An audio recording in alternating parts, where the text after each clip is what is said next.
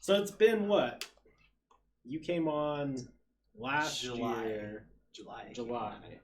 No. It was later in the August, because I just lost my last job. Right. And you were... That was a good podcast. We got into some deep talks for sure, and then... No, I wouldn't say deep. We just got into some real interesting shit. Like, we just got into some, like, tea. There was I think we talked a little bit about, like, parent love and... Oh, yeah. Yeah, we got a little deep for a minute. Because I talked about how it came out to my parents, like, 2 or 3 Thanksgivings ago. Yeah. And, I don't know, that was a great podcast, but how's life been treating you since? Dude, it's been going downhill. Oh, as fuck. That's not what I was hoping to Not hear. mentally, just like financially. Okay. I'm just not doing as well. Which it's okay. We're in a pandemic. We are in a pandemic. I know that you were doing really, really well in construction. Yeah, I don't work in construction anymore. No? I work in a warehouse now. It's good. I genuinely love my new job. Yeah. But the pay's not as good. Which sucks. That's always the hardest part, right? Is like, do you go somewhere and make more money, but be mentally strained? Or do you find something that you actually loved it, well, at least enjoy doing, and you don't have that? Yeah, I took like a 50% pay cut pretty much. Fuck. More than 50% actually. Because I was making like a lot of money, and now I'm making like less than half of what I was making. I'm making ends meet somehow, but yeah, I don't know how. I'm always broke now, but that is kind of rough when you have to take that big of a cut. I guess I'm just living like the average person. No, not to talk shit or throw shade to anybody who works in warehouses, but no, I mean I don't have all the crazy spending money I used to have. I don't have all the going out money I used to have, but that's usually what happens when you get into warehouse, factory type positions. Is like you got to start, because that's where I was. I actually have a new job now too. And where do you work? Monarch Social. I'm a marketing agent now. I don't know what any of that means. I help people make a lot of money. Oh, you want to help me make a lot of money? I'd love to, but you know, it was kind of a lot of the same thing where, at least for me, I was really hating life and having some problems, and then a few things happened with work, and next thing you know, I'm in a position that I love that, you know, I see a future with, versus where I was previously. I just couldn't see that long term, even financially. Even if financially it was good, I would just come home and be like, I'm over it. You're like, fuck this. Yeah. You physically exhausted, which, you know, is good for you, but then at the same time, like, mentally just not there. Yeah, I don't know. It just sucks because, like, I love my bosses. My bosses love me. Mm. I don't want to make it sound like this, but everyone says it is, but they favor me is what everyone says at work. Yeah. But I mean, I'm like the only one that gets along with them. Everyone else has like a stick up their ass or something. I don't know. I mean, that's a good position to be in though too, because like, you know, if the haters are gonna hate, like, let them. Yeah. If you get in good with, like, if they realize how hard of a worker you are and you get in good with them, like. I remember my first like week. I started like 3 months ago or something, or 2 months ago. I don't remember. It was a while back. Feels like a lifetime. Cause we pick orders and then we bring them to like the packing station, and the packers like wrap everything up and send it off. But they had like the screen. They don't have it anymore because no one gives a shit anymore. But they had this screen where like everyone's names would be there and how many orders they were picking, like an hour, and like whose like line is at the top and stuff like that. Right. And mine was at the top, and I was like, wow. I was like, is something wrong? Like, is there a glitch in your system or something? Because I was barely getting the hang of all of it, and there were people that were there for like 4 months before me, and I was above them. And one of the bigger bosses were like, why is he in the top?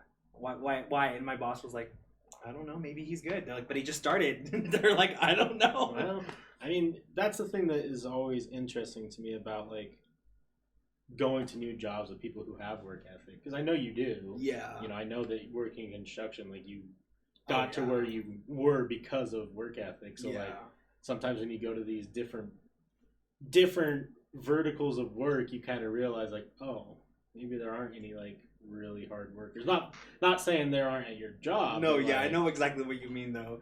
It's crazy because like whenever like people at work ask me like, oh, what were you doing before this? Because technically I'm employed through a temp service. Okay. And I'm like one of the only temps last. Like that's left there at that job because there was like all these fucking temps and they were all crackheads. Oh, all geez. crackheads and all. And so then whenever they're like, oh, I'm a temp, and they're just kind of like, oh, you know what I mean? Like there was that, like I had that image of like, oh, he's just a temp, you know? Mm-hmm. But then like they, like all the other temps got fired or let go or quit or walked out. And I'm like the only one left still standing. Well, I mean, I imagine, is it a temp and do they have the option to offer you? Yeah, I have to reach a certain amount of hours, and I think I have like 140 or 114 more hours left still. Oh, that's not too long. I know. Month and a half. Yeah. So I don't know what's gonna go on with. I don't know if I want to permanently go on with them because to me, to me, oh my god, that smelled like my breakfast. To me, I don't see myself at this job permanently. I love the job and I love the people, but I kind don't of like a stepping stone. Yeah. Because if something takes off with construction again, I'm gonna be like, bye. Well, yeah, I mean, definitely. When you know you can go and make pretty much double when a construction job opens, it's hard. And work more hours because I'm not working like nearly as the crazy hours I was working in construction. Is like. Are you part time then, or is it? I work average like 30-ish hours, but I was working like 58 hours in construction, like making those overtime checks. Oh yeah, I was working like 12, 13-hour shifts, and I work like 8-hour shifts, and I'm just like, damn, this feels like nothing. Like I could go in without eating and be fine. And like, right. I'm like, oh, this is like normal, I guess. So it's a warehouse where you guys package and then ship, I imagine. Yeah. Have you guys been affected by COVID at all, or is it? They actually, the company that I work for, the company that is based in that warehouse, they actually started popping off during COVID. Oh, really? Like the whole business and everything started growing really fast during the pandemic. We ship iPhone cases. Like, who's buying fucking iPhone cases during a pen? I wasn't. That's weird. Yeah. iPhone cases, AirPod cases. What else? Yeah, that's about it. That's a strange thing to take off during COVID. I know, yeah, it was weird. Even the HR chick was like, yeah, I don't know why we took off. So it's like we've grown so much like just since the pandemic, and I was like, okay. That's so strange. But I started kind of like mid-pandemic, so I don't know if it was affected or not. I wonder if maybe like, I guess I could see phone cases and like AirPods like as a, hey, I got my stimulus, I really need to get a new case. Maybe, but I'm not thinking about a phone case when I'm just bored at home. You know what I mean? Like, I'm thinking about a phone case when I'm like out and about, and I'm like, ooh, I'm gonna show off my new outfit in this mirror selfie. Right, you know what I mean? Like, it doesn't make any sense.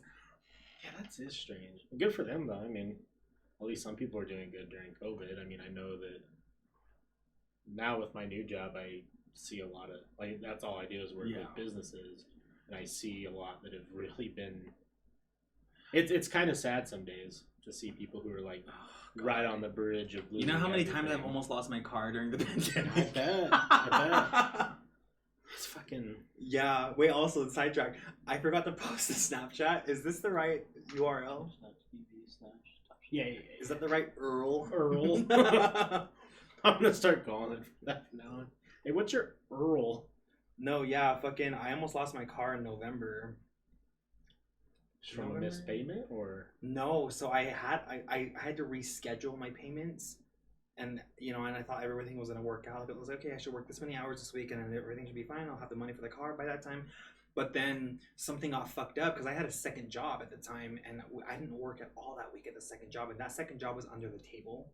So they would just pay me out every day, and I was like, okay, like by Thursday I'll have the money. Got to pay for it on Saturday. We're gonna be good.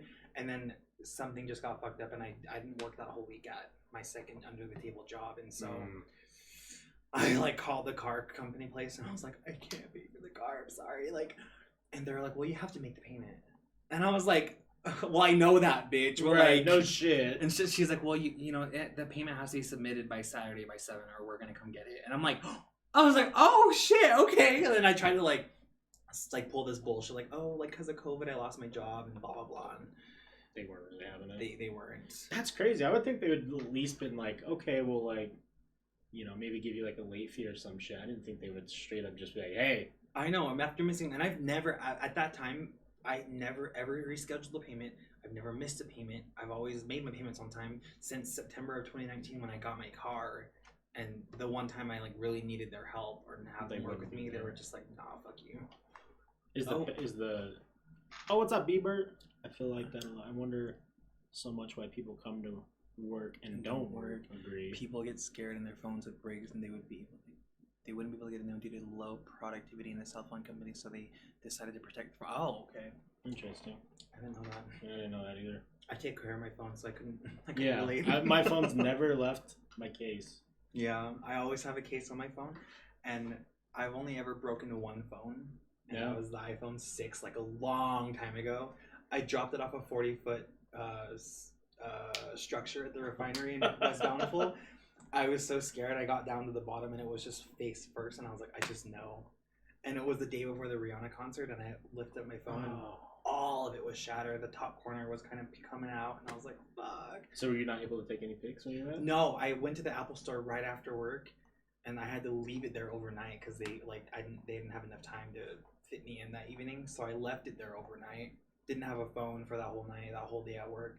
And then my mom went and picked it up when it was ready the next day, the day of the concert. Yeah.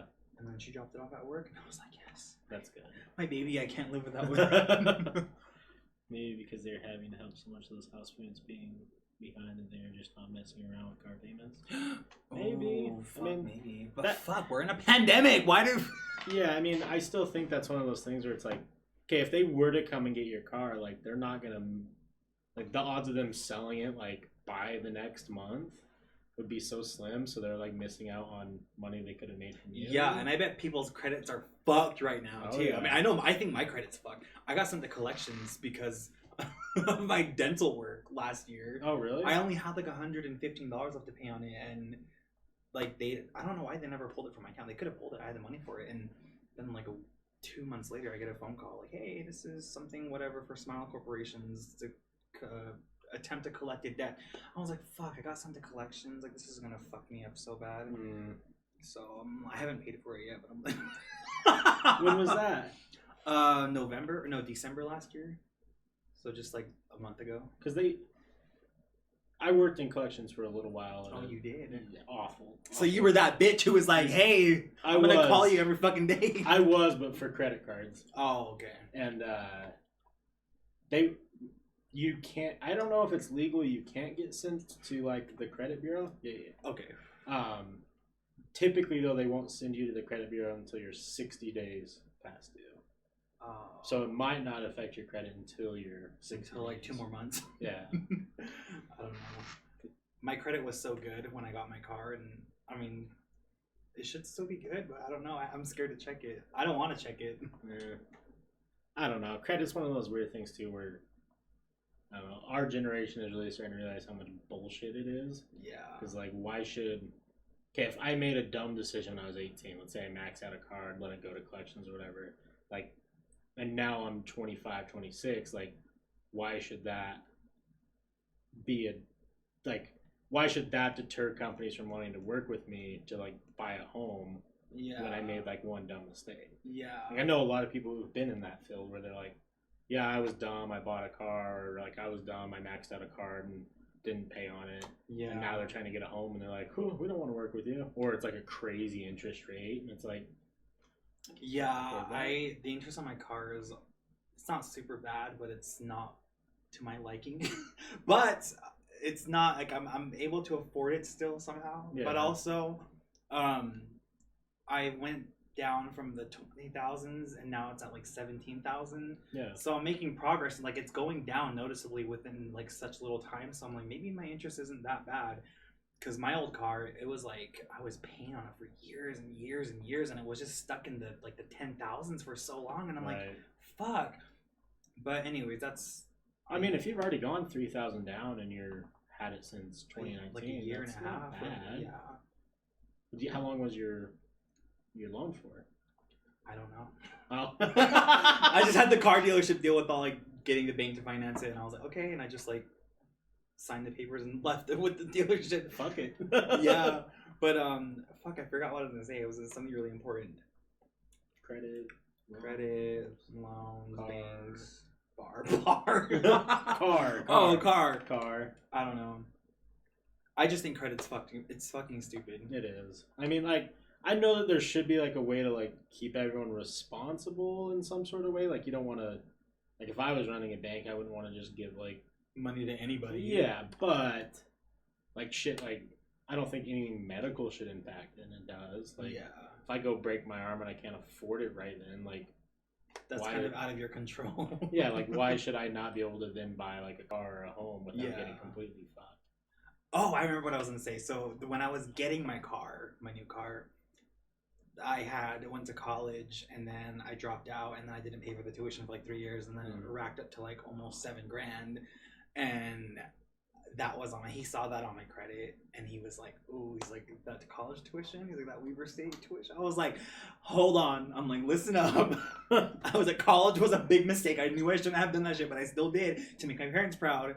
And then I dropped out when I realized that's not what I wanted to do. Right. I was dumb back then. I didn't know how to manage my money. I let it fucking build up all those years, and I paid it off in literally 8 months. Yeah, which is amazing. Yeah, and then he was like, "Oh, okay," and I was just like, "Oh," I was like, "Don't bring that up ever again." Right. But I mean, even something like that, it's so dumb to think that like, okay, like you did it right, and you're like, okay, well, I need to pay this back eventually. You knocked out $7,000 in 8 months, and it still shows up as like a negative. Like, I mean, come on, that's There's a lot of people who would just let that go until they declare bankruptcy or, you know. My biggest fear is getting like a repossession on my name. I don't ever. That's why whenever when my car payment comes around and like I'm like, "Ooh, how am I gonna do this?" I'm like, I somehow manage to always pay for it on time, which is good because I mean that would suck if. Because don't repossessions stay on your credit for a minute? They stay on there for a while. Plus, I mean, it's just so. I knew someone who had 2 cars repossessed from them. Oh shit! And like, it just puts you in such a bad bind because you're like, okay, well now I have to go get it from the company if I have the money to pay. Yeah. If not, I'm just out of a car and still have to pay. You know, plus there's fees for like hiring a company to come and get it towed or like. Yeah. You know, and it's just turns into this huge long process where, you know, you're already struggling financially if your car does get repossessed most of the time. And now you're getting dug even deeper because now there's fees and you don't have a car. So like maybe you can't go to work. Like it's just. It's like getting thrown in jail and then having fees, like having fines and then like not being able to work because you're in jail and then like getting fucked over even more. Like I've never been to jail and never dealt with that, but I have friends who've been in and out of jail and they're like, I can't fucking pay my fines because I'm always in jail. It just sucks. Like stuff like that we can just see as so fundamentally broken. Like it's not fair to people. Like we're not all perfect. If we were, like everyone would be driving nice cars and living in big houses. Yeah, the rich get richer and that's about it. That's true. He says, "I work for a credit company. If you have medical debts on your reports, challenge them." What does that mean? Like, you can call them and be like, "Hey, I can't pay this." Oh. Due to HIPAA laws, they cannot send the documents needed to prove that you suffered something medical, and it will be removed from I saw a TikTok about that. Yeah, so pretty much if the medical bill gets sent to a collection agency where now it's not at the hospital but they sold your debt to someone else and they start calling you, if they can't prove like your medical thing actually happened, they have to write it off. Oh, so I could be like, what are you talking about? Yeah. I don't know the exact like the best way to like do it, but I know I've seen videos of people who completely get out of like 50, 60,000 in debt because they just can't. The company that now owns your debt can't prove it. They just know that like. They just know your name and that you were in the hospital. Right, because the company that I worked with, obviously it's not medical, but the same thing could kind of happen. So when a card were to get to a point of like 210 days past due, the company just pretty much looks at it as a write-off. Like they'll just be like, okay, well we're not getting that money. So what they'll do is they'll find a company that is willing to buy the debt to like pennies to the dollar, right? Like like big companies will sell debt that they can't collect on for like every dollar they'll sell it for like 5 cents. And then that company who now owns it will start calling and being like, hey, we're here to collect for this, this, and this. So like if they make $1,000 collect, they might have just made like $900 revenue.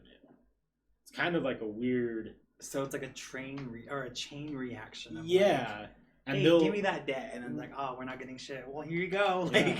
It's really kind of, when I found that out, I was like, man, that's so interesting to think that like these big companies will just straight up sell your debt. Because debt is a asset to a company.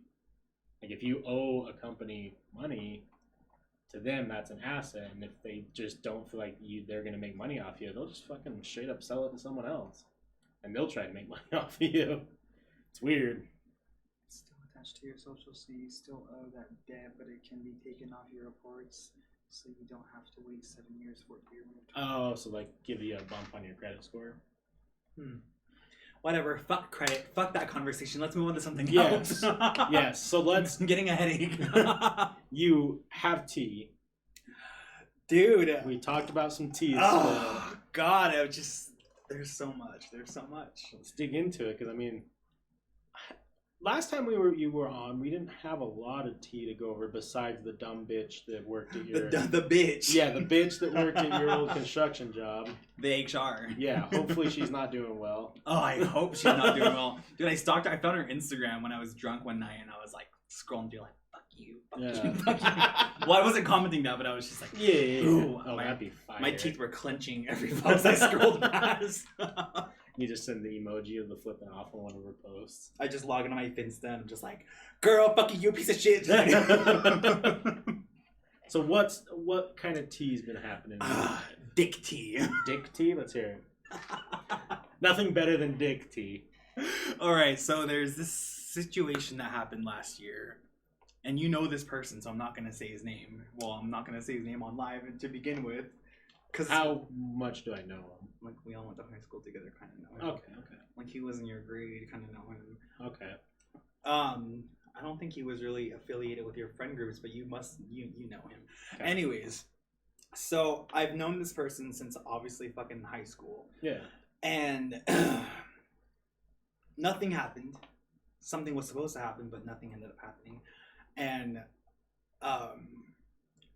I became friends with him like, I think December or November of 2019. Okay. Well, I like ran into him at a bar one night and I was just kind of like, hey, and he was like, hey, and then we just kind of started like hanging out after that. Yeah. And then almost a year goes by, and I'm not going to say what happened because this is going to give everything away because it was like a big thing that happened to him, but something happened and he couldn't make it to my birthday party that last year because, you know, my dumbass was partying during a pandemic and stuff. I mean, I'm not. It wasn't like a rager. It was just like me and two other friends, and we're just like getting fucked up. Yeah, that's fine. And so he couldn't be there. Even Jen couldn't be there. My friend, like, I wasn't disappointed. I'm like, whatever. Like, Jen doesn't feel comfortable being around other people. Shit happens. Whatever. Like, so I wasn't butthurt about shit. But then that night, I was pretty drunk, and I was talking to one of my friends' friends on the couch. And I guess, like, we knew each other, but we didn't know we knew each other until we, like... Because she looks completely different. Okay. I look completely different from when we last... Because we used to work at Lagoon together, me and that girl. Oh, no shit. So, you know, the Lagoon days. Right. No one looks the same from those days. Yeah, the Lagoon day... Whenever you think back Lagoon days, you're like, fuck, I was... Yeah. Ugh. And so we were talking and catching up once we realized, oh, shit, you're so-and-so. And she's like, oh, shit, you're... And then I, like, my phone kept buzzing, and I was, like, you know, in the conversation, and I'm like, yeah, like, I'm not gonna, like, look at that. And then, like, 10 minutes later, I was, like, looking at my phone, and I get a dick pic from this person. And I'm like... And I kind of snapped out of my drunkenness for a second, and I was like, hold on, why is this person, who's, like, my friend, who I also think is hot, sending me a dick pic? So I was like, oh, it was Kai, though. I was like, Kai, come here. And he's like, what? So he, like, runs over to the couch, and I was like, look what so-and-so just sent me. And he was like, Calford, I didn't want to see that. Because he knows the so-and-so. Yeah. We'll call him Jake. Jake. Okay. He knew Jake. And so he's like, Calford, I was not trying to see Jake's dick. What are you doing? And I was like, why is he sending me that? He's like, I don't fucking know. I was like, well, and then, like after I went home that night, things got real spicy over the Snapchat conversation, and then things moved from Snapchat to, like, texting, and then, like, I ended up passing out at, like, 2 a.m. because I was so fucked up. Right. And the next morning I wake up, and I'm like, I didn't think about it until I, like, saw a message from him, like, his name on my text message notifications, and then I saw his name on my Snapchat notifications, and I was like, and then everything came back. The dam broke, and I was like, fuck. I'm like, why the fuck did I say all that weird freaky shit last night to him? Now I feel weird because I'm sober, and I don't think we look at each other like that when we're sober. But I don't know if he was sober or not. So then it was like, he sent me a Snapchat and he was like, hey, sorry I fell asleep last night. And I was like, yeah, me too. Like, just like whatever. Like, right. I'm so awkward. I for once was being awkward about shit because I'm never awkward about anything. Right. And then after that, the text message, I like opened the text message and I was so scared to scroll up and read everything, and I did, and it was spicy, like your shirt. Yeah, it was like spicy shirt. So I was like, fuck, this is so weird now. Like, I was thinking of just not ever texting you back ever again and just kind of like, okay, bye, that was in the past. But then he ended up saying something like, oh, like, looks like I owe you a birthday present with like the winky face. And, like, oh, was, like, freak, like he wanted to keep the conversation going the next day. That makes it sound like maybe he wasn't drinking. I know.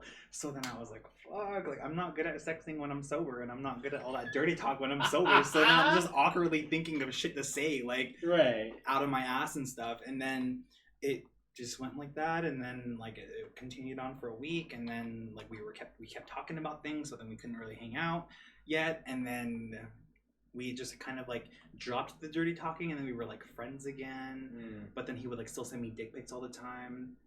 So it was like weird. Yeah, that's a really weird dynamic for sure to be in. Yeah, and so whatever, time goes by, and then we like talk, and then he starts calling me baby and all this shit, and like all this fucking gay ass shit, and I was like, damn it. So then I start liking this guy. Oh fuck. And I was like, oh well, you know, like around the end of the year last year, I was like, what am I gonna do? That is a tough spot to be in. Yeah, and because I don't know if he likes me like that. Like, what if he was just fucking around? Who knows? Yeah. And I'm not gonna bring it up. I'm not gonna be like, hey, I like you, because I'm a pussy, and I never ever bring that up, especially to some dude who's like not gay. You know what I mean? And so, then he ghosted me. No shit. Yeah, like doesn't text me back, doesn't Snapchat me back, like nothing. Doesn't like my Instagram pictures anymore. Like completely just off the radar from me. So, which I've been ghosted many times in the past, so I'm not like, I wasn't super like fucked up over it. Like I was like, okay, whatever, like move on. Right. No big deal. And so, but after all of that, I was just like, what the fuck? Like it's a weird, like, I don't know. Because like, if he was like, there's a point of like flirting that's like, okay, like, yeah, we could flirt and talk and maybe like mess around, but like when it's so continuous, and then on top of it, like kind of giving you like little nicknames and like that kind of just seems a little bit more like there was, at least he was I don't know. That's definitely a weird one. Yeah. So then towards the end of November, December, I was just like, okay, like recover, like get back to where you were before, like stop thinking about this person. Right. And then eventually I just like, I don't know, I just randomly was like, okay, don't care about him. Whatever, he's there. Yeah. I scroll past his Instagram pictures because we still follow each other on social media, like on Snapchat and like Instagram and stuff, but I'm just like, oh, bye. I've always wondered that, like with these, dudes who carry themselves as straight men. Yeah. I imagine that's what he is. I'll figure out who it is after the podcast if you're willing to share, but it's just so weird to me to think that, like, I don't know if they forget, like, because, a lot of guys don't think about emotions. We know this. We know a lot of guys are not in touch with their emotional side. Most men are just dumb. So I don't understand if maybe these guys who are, like, potentially bi or, like, at least curious, and they think that, oh, yeah, it's another guy, he won't, like, have emotions or, like, won't be emotionally attached. Maybe that's what they think, like, because there are a lot of guys like myself, I mean, Bieber can attest, where I'm very emotional, very in tune with it, where I just see stuff like that, I'm like, man, like, he did you pretty fucking dirty, but it sounds like he just didn't even think like you were, I don't know, it's fucking... a human being with feelings. Exactly. And I don't know if that's just like how a lot of that is when it's straight guys who might be curious. Which sucks so bad, because that's all I ever attract. It's just like these closeted dudes or like bi-curious dudes. That's like anyone who ever hits me up or like does any like weird shit in the DMs. It's just dudes like that, and I'm just like, damn it. I'm like, when am I gonna find? Because okay, this is gonna sound so fucking funny, but I don't like gay people. And we've talked about this. Yeah. So like, if I find like a normal dude who acts like a dude because I'm attracted to a dude, not a feminine dude. Yeah. Who's openly gay, but doesn't be annoying like any other gay guy. Like that's like, when am I gonna find that? I understand what you're saying because we had that talk one night where you're just kind of like, you don't like being around the super flamboyant side of things. You're attracted to guys because they're guys, and you just want a guy. You don't want a flamboyant man. Like I get that. Like it just, I don't know that. I feel for you. That's rough. Yeah. Oh wait, hold on. Yeah, some people just don't care about hurting others. Yeah, that's facts. That's the ugly truth. And then just recently, 2 other dudes from my past resurfaced after 2020. I was just like, damn it. I'm like, I thought I left you in 2019. Well, because the last time that we ever talked about like the dating kind of like situation with you, it was the guy. Oh, the other guy. The one that I was talking to for like a year. No. He's still in the past. Like he's still like, I haven't talked to him since then. Yeah. But another dude from the same year who I kind of like talked to and kind of like hung out with. Yeah. He like messages me on Facebook and he's like, hey, do you got Snapchat? And I was like, is this motherfucker stupid? Like we had each other on Snapchat. He ghosted me like fucking 2 years ago, 3 years ago. So I just go, no. That's the thing that I don't understand because like, I don't know. I guess I try to put myself in like the shoes of like a bi-curious guy. Like if I was really just that, and like I've talked about this with like men and women too. Like if you just want to experiment or want to like have sex or whatever, if you're just straightforward with it, like it stops people from getting hurt. There's no confusion. Yeah. And C, like you might still find what you're looking for. And then maybe, who knows, you might be happier, you might be more satisfied. Yeah. Or you might not like it and just like, hey, that wasn't for me. Sure.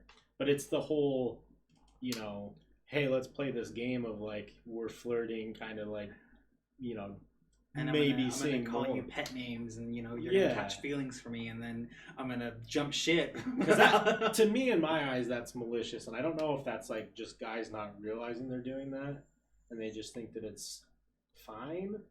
I don't know. If I did that if I was like flirting with a girl, calling her baby, like all that type of stuff, and then like ghosted her, that's fucked up. So it's no less fucked up if a guy does it. And you don't just call anyone baby. Like, no.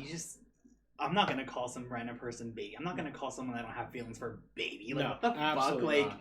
Even joking around, that's kind of a weird, like... Yeah.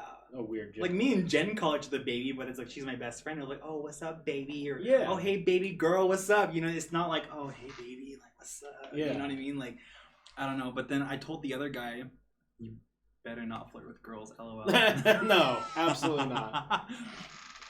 Okay, Bailey. But I just figured out who it was. Yeah. Anyways, I thought it was a guy named Bert. So no, like Brittany. In my head. Yeah. Oh, Bailey, Brittany. Yeah, Brittany. Brittany Bert. Why did I think of Bailey Bert? Anyways, Bert? I don't know, Bailey. I don't know. So then when the other guy tried coming into my life earlier this month, he's like, you got Snapchat? And I was like, no. And then he was like, oh, okay. And then I messaged him back and I'm just like, dude, I was like, I literally said, I quote, you're fucking stupid. You know I have Snap. We had each other on Snap. Why are you asking if I have Snap if you know I have Snap? He was like, oh, well, I was just going to add you back. But I was kind of drunk, so I was like, screenshot of my Snap code. And I'm like, here you go. So then he adds me on Snap. And then he's like, I added you. And I was like, no, you didn't, because I didn't get a notification. Yeah. And I looked up his name, and I like the name Bailey. It's cute. Hold on. I'm like trying to talk with his gum. How come I can't see myself? Oh, shit. I want to know if I should suck it in more or not. Not bad. We'll put you over on the other screen.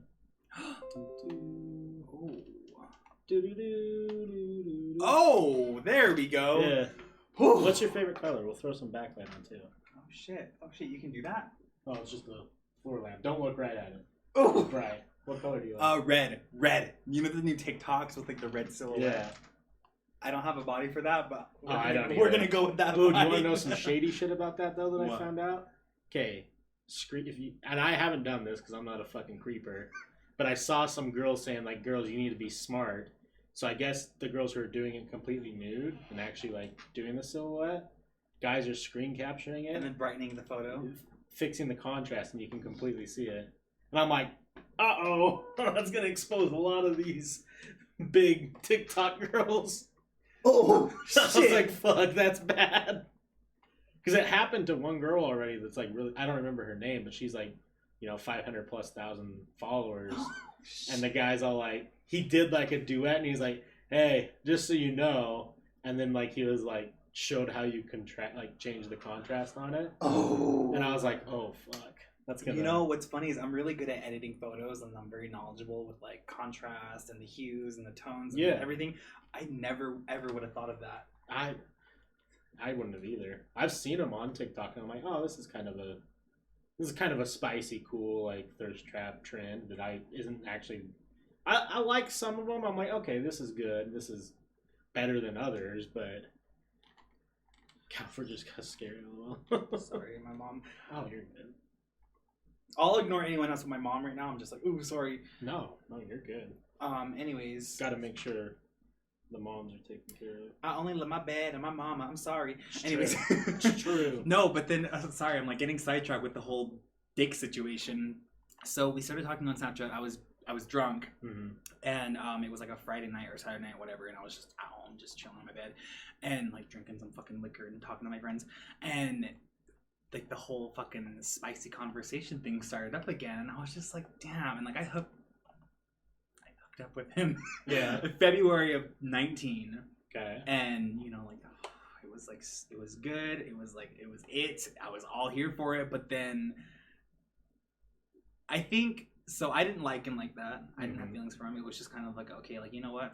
I'm going to use you, you're going to use me, and then we're going to go our separate ways. Yeah, it was that kind of agreement to like, and we didn't talk for like the rest of that time. But what threw me off was he deleting on Snapchat and Facebook. So then I was just like, oh, like you really taking it to that level. Like I see, like we had this agreement to like not talk again, but I didn't mean to like not be associated with each other. Sure. Again. Which that kind of didn't hurt my feelings, but I was just kind of like, girl, fuck you. You know what I mean? That's a little bit further than... Yeah. So I brought that up and everything like that, but then he was just like, hey, listen, like, you're the first guy I've ever hooked up with and this and that. Like, I, had a lot of emotions going through my head. I've been dealing with it. I'm more comfortable with myself now. And I was just like, oh, I was like, so did you, like, come out to your family or something? Or, like, what? And he's like, oh, no, but, like, I'm more uncomfortable with myself being like this versus, like, just getting drunk and, like, talking to you. And I was like... Oh, he's talking to me sober. That's a plus. We're getting somewhere with this situation, But we only talk. Well, I only reply back to him when I'm drunk. God, now I feel like the fucking player. But it's like, I don't know. He's not even in Utah right now, so I'm like not worried about it. But then it's like, I don't know if I'm gonna have the balls to like hang out with him again because that shit. Even though like we've already worked together, we've already talked to each other many times, like we know each other face to face already. I don't know why, but I always get so intimidated. Like when it comes to hooking up with someone, I'm just like, well, it's definitely like,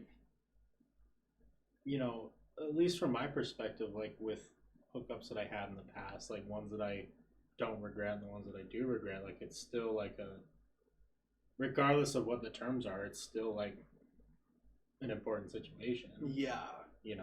I don't know. I've only like my body count is low. Almost like really low. Like I'm talking single digit low. So like bad thing. No, yeah. And I'm very proud of that because I have friends who are like, oh, I wish like mine wasn't in the double digits, and I'm just like, damn, that sucks. But no, but it's like the very few guys I've gotten with, I don't necessarily regret. I regret one of them, but what are you gonna do? It already happened. Everyone has to have at least one. Yeah, but and then I look back at all these dudes, and I'm just like, damn, all these dudes like either have girlfriends now or had girlfriends, or they're just like someone you would never think is gay or like into guys. Like it's so insane to me because I'll tell like my cousins back home in Arizona like stories about that, and they're just like, what the fuck? And then like I'll show them pictures of some of them, and they're just like, you didn't hook up with them, and I'm just like, bitch. You want to see all the dirty texts? Yeah. You want to see all the dirty messages before we, like... I just wonder when we're really going to get to that point where, like... It's okay for guys to do stuff with guys, but it's like... Because right now it's okay for girls to, like, make out with girls and like, be all fucking lesbian. Yeah. It's always been normal, I feel like. Very normal. But then whenever there's, like, a dude-on-dude situation, everyone's like, ooh, like... It's still gotten, like... Because like I agree with you. Like even in like media and like entertainment and stuff, like girls kissing girls has always been like that thing where it's like, oh, it's happening. Oh yeah, like in every Yeah. rap video you see it, but then yeah. and now like there's like gay rappers coming out and stuff, like gay African American rappers. And Yeah. I'm just like, okay, we're getting somewhere. I would really hope that we get a big shift in the next 10 years. Obviously, who knows, right? But like, I don't know, with Gen Z coming around. I mean, I don't know if I'm considered Gen Z. I don't consider myself Gen Z, but I feel like they're gonna when they get older, like I think things are gonna change a lot. yeah, I think so too. It's a lot more open, which I like a lot. Yeah, like, me too. It's definitely cool. Like I mean, I have now met people who are, you know, in that 18 to 21 range, and they're like vastly more open-minded than I even thought I was.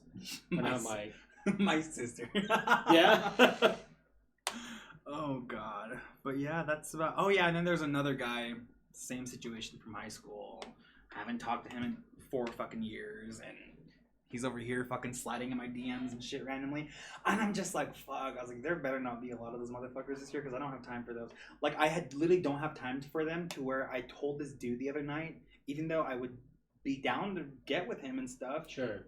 I was just like, I told him straight up from the get-go, like, hey, to be honest with you, dude, like, I have been too many street dudes, experiments, and stuff like that. I was like, I'm over that shit. And I was like, I'm looking for something more serious. I'm not really, like, looking to have sex with anybody just for the fuck of it. And he just kind of, like, left me on red. And I was like, oh, okay, now that he's out of the equation, like... Well, that's good for you to do that, because, I mean, I really think that, like, at least from my personal observation, like, these guys who are here to experiment, every time we've talked, it seems like it never has turned out positive. No. You know, and it's tough. Because I think if a guy is already carrying himself in every limelight of his life as straight, yeah, it'd be really difficult to be like, hey man, like, I fucking like you, and have them be like, whoa, like, how is this gonna I ain't gay, bro. Yeah. Which is a bummer, because, like, if people just fucking like each other, like, why is it, who the fuck cares? I hate men so I saw a much. great thing on TikTok where this guy or this girl was arguing with, like, a really homophobic grandparent or something like that, and she's all like, the grandkid was like, I'm so confused that your generation thinks that we fall in love with genitalia and not the soul. And I'm like, damn, perfect. That's some deep ass shit. Yeah, I was like, it's so true. Like, we need to get past that point of, like, you know, fuck, if you meet someone that you just fucking know, like, who gives a shit? Guy, girl, trans, who doesn't matter. Damn, that like fucked me up. Yeah. I like had like a spiritual awakening. Like, Yeah, I saw that too, and I'm like, man, that's a line. That's the truth. And like you said with Gen Z, I think that they're really starting to, they're gonna fuck us up somehow. good or bad. Good. Yeah, Like, they're gonna fuck up the world, like, yeah, in a good way. I think so. I really think so too. I think that that's just, I think they've learned, like, they've just seen how fucked up, like, you know, like the ages, like our age and older have been from just all this bullshit. And like, we don't want to fucking go through that. I don't blame them. I want them to change everything. Wait, so what's the pyramid here? So it's Gen Z, and then it's millennials, and then what's the next one up? I'll look it up. It's really confusing. Yeah, because I'm always confused by all that shit, like Gen Z, millennial. Because I mean, there's this Canadian guy I used to work with, and he's like almost 40, but he's like he's a young spirit, a young mind, you know. Yeah. And he looks young, so I thought he was like, I don't know, late 20s, but he was double that age, or almost double that age, and I don't know, like he was always so like, he would be on TikTok more than I would when TikTok first became a thing. And I actually started getting on TikTok because of him, like last year. And it's just so funny because he'll say all these like weird, like Gen Z quotes or Gen Z sayings and stupid, just things like that. Like he'll just be like, oh, like, it's the fact that you're using a crescent wrench for that for me. And I'm just like, wait, what did you just say, Christopher? Like, oh. So Bieber, I've talked about this before. She's older than I am. Yeah. She's 8 years older than I am. Oh. And she, Get it. right? Everyone's all like, my man. Bitch, you're getting red. Yeah, dude, I love it. But like I've always been pretty in with the memes. Like, you know, I follow all the trends and stuff like that. And she's kind of like, she hasn't, like, she's just not into that. And the other day she was on the phone with her younger sister, and she says something, and she's like, no cap. And I'm like, yeah, tell her. All right, so here's the generation gaps, I guess. So if they were born before the end of World War II, so 70 plus, they're called the greatest generation. That's their title. Oh, I don't know. Titled motherfuckers. Yes. From 1946 to 1964, so 51 to 69, are baby boomers. So the boomers. I guess that's like our grandparents? Yeah. Okay. Gen X is 36 to 50, so if they were born from 1965 to 1979, that's Gen X. Oh, so that's my parents. That's your parents, yeah, my parents. Millennials is 1980 to 2000. So that's always the difference is 80s babies are millennials, but they don't like being called millennials. Oh, kind of like how I feel like I'm classified as Gen Z, but I'm not. Yeah, you're a millennial. Oh, thank God. People who are 15 to 35 right now are millennials. Okay. And then iGen, or Gen Z, is anyone born after 2000. Oh, my sister's right on 2000. That sucks for her. Yeah. I always forget her age sometimes, because to me, my little sister is like, she's like a baby. Yeah. Like I've always she's 4 years younger than me. Like she's like the baby of the family, and I always see her as a baby. And so it's like every time I'm like, wait, how old are you again? And she's like, what year is it? I'm like, ooh. Wait, she was born in 2000? Yeah. So she's 20? Yeah. Oh, wow. That's crazy. December of 2000, so I guess she's a young 20. Yeah, she's a young 20. She's gonna be 21 soon, and I can't wait for that because I'm gonna be like, girl, it's time. Get that black dress on you like wearing. Do your hair. Welcome to the party. Drinks are on me for the night. I love it. No, I think it's what was I gonna say? Jesus, I just lost my train of thought. Oh, I think that our generation specific. I know everyone always talks about how their generation's better. I don't think any of them are better or worse. I think there's just individuals who are shitty. But I do think it's interesting that your and I generation are the last ones where we saw life before smartphones. Oh, yeah. And now we're living the smartphone life. Because from when I was age up until I was 14, like maybe 13, 12, I never had a cell phone. And then like cell phones started being like, yeah. I remember my first cell phone was like a fucking Nokia like brick. Like I could throw that thing at people and hurt them. Same. But prior to that, like my life was very like how the old like movies used to be. Like I'd be running the streets with all my friends until, you know, it was putting time. the fucking pop can on the back tire of your bike and pretending you're riding a motorcycle. Yeah. Yeah, playing night games until god awful hours, airsoft wars, sports, all that type of stuff. George Lopez at 3 a.m. Oh yeah, wake your ass up and you low rider, and it's like 19 volumes higher than everything else. Like, you know, our generation is the last ones that ever experienced that life of no smartphone.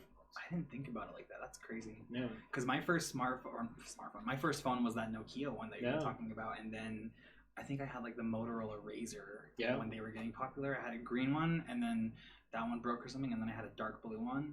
So I remember I went from the Nokia to a flip phone, like a black, like it would flip up. Yeah. And then I got one where you push up and it had a keyboard. Yeah, I had that one too, the Sidekick. Yeah, the Sidekick. Yeah. And then I think I had something after that, and then the first generation of Galaxies. Oh, yeah. Because, see, I had my last not smartphone was the Sidekick, the keyboard phone. And then that's when, like, the Android Galaxies came out. And I think my first Galaxy was, like, the Galaxy S2. Right. And then, like, the Galaxy S3. And then that's when I made the switch to iPhone. And I haven't looked back since. Right. I think it's going to be funny when we're, like, you know, old men and stuff. We're going to be telling those stories to these young new generations who are getting born now. Like, you guys have had a phone since you were 5. Back when I was your age, we were running the streets, you know? Like, literally. We're going to be the last generation that ever talks those stories. Damn, You know? that's fucked up. Yeah, it really is. No, because my parents just recently got smartphones within the last like 4 years, and it's like weird because they've always had flip phones. And my mom had a flip phone like while I was in high school, like, and then like now she has like one of the newer Androids that came out, and it's like so weird because she like has Snapchat and like she knows how to Cash App, and it's so. It is weird. Both my parents have always been like, they've never been like social media. Yeah. Like, they've never really cared for it, but like my mom's been doing TikTok a lot. And, like, my dad's always been like savvy on everything, so it's just been, I don't know. It's just a weird thought to think that we're gonna be, you know, the generation below us. Now, don't get me wrong. I'm not saying that they're not going out and doing those same things, but there was like that weird feeling of where like, we had no choice but to go out and do those things. Yeah, and we didn't, like, it was far less safe if you think about it. Not that Davis County and like a lot of these areas that we grew up, because you grew up in Arizona until when? Yeah, 2009. It was 2009. You know, was your place pretty, where you lived, was it fairly safe? Or was it kind of... I mean, there's a big drug problem there now. Yeah. But it's a small town and everyone knows each other, so I feel like, yeah, it is kind of safe. Yeah. It's not like a big city where you could get taken by anybody, you know what I mean? Like, Right. I mean, you can still get taken by anybody, but it's like, it's not as big of a chance as here. Less worried. I guess the question is, were you ever worried to go like rummage the streets? My parents were worried for me. My parents were very overprotective up until I was like 19. Really? But yeah, we'd have to, like, you know, the street lights on the street, when they come on, as soon as the sun starts coming down, my mom would always be like, come home when those lights come on. Yeah. And I'm like, okay. That's fair. I didn't have like a crazy, like, out on the real reservation, like out in the middle of nowhere, like me and all my cousins, we would like play outside till fucking 10 at night and play hide and seek or tag or whatever, and like we would get in trouble for being out at night because it's like not an okay thing to do on the reservation. So yeah, besides that, that's like my closest thing to like being out on the streets and out on the reservation, like on all that stuff. But then yeah, I was very shielded from a lot of stuff because of my parents, which I'm not mad about it. It's probably a good thing they were like so protective. But then once I was out of high school and I was like 19, and I was like, okay, this is getting fucking ridiculous. Like, I'm a grown-ass man now, like, you guys can't have a curfew on me. And then I just kept not coming home when I had to come home, and then after like this third or fourth time, they're just like, ugh, okay. And then the whole tattoo thing came into the picture, and they were like, you can't get a tattoo. And then I was just like, I'm gonna do it. And then I did it, and then my dad watched me do it, and then now I have 15, and they're just like, ugh. What's your latest one? Speaking of that, what's the most recent one you got? This one. Oh, I like that. Yeah. It says unapologetic because I'm unapologetic. Yeah. I got it when I was drunk. Hell yeah. But I don't regret it. I mean, I knew I wanted it. Before, for like at least a year prior to getting it. So you were probably thinking about it, but then like you got drunk and you're like, fuck it, let's just go. Well, it's because my artist is very booked all the time. So any moment that he has like some free time for a couple days, he'll let me know in advance. Or if someone cancels on me, like, hey, someone cancel me. And he said, hey, someone canceled on me. Like, I'm free tonight if you're down. I had the money for it, and I was like, fuck it, I'm drunk. Well, he didn't know that at first, and so I Ubered out there to the shop, and then I walked in, and he was like, are you drunk? And I was like, what are you talking about?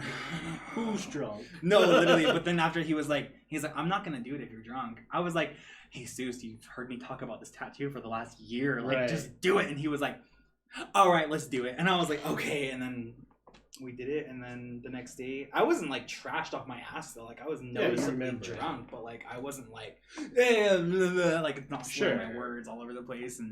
But yeah, and he was just, after he like wrapped it all up, he was just like, I hope I don't get a call from you tomorrow. And I was like, you won't, don't worry. And then I went to the bar right after that to meet up with my friends, and they're like, you did it, and everyone was like so hyped over it. But now it's all news. It's a story to tell. Do you got something planned next? You think anything? I need to get this touched up. Yeah. It fell out on the N. It fell out on the V, the O.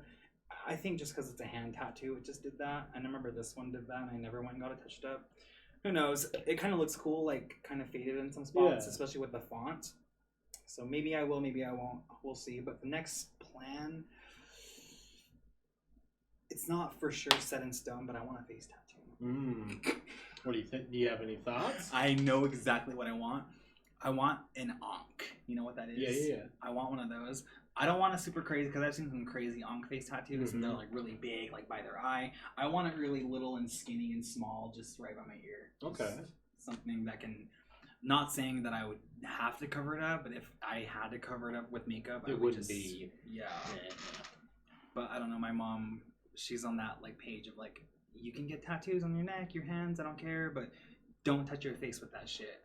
So I'm just, might have to just come home one day, right? Yeah. Hey, mom. But I don't, not anytime soon though. No. Maybe within like the next 4 years. I gotcha. I mean, I don't know. I think you should just do it, but I'm also not the best influence when it comes to Well, tattoos. no, not only that, but it's like, I'm not, and this is going to sound so cliche, but I'm not going to be a lawyer. I'm not going to be a doctor. I'm not going to be any of that shit. Like, I'm a construction worker, and there's not really any problem after that. No.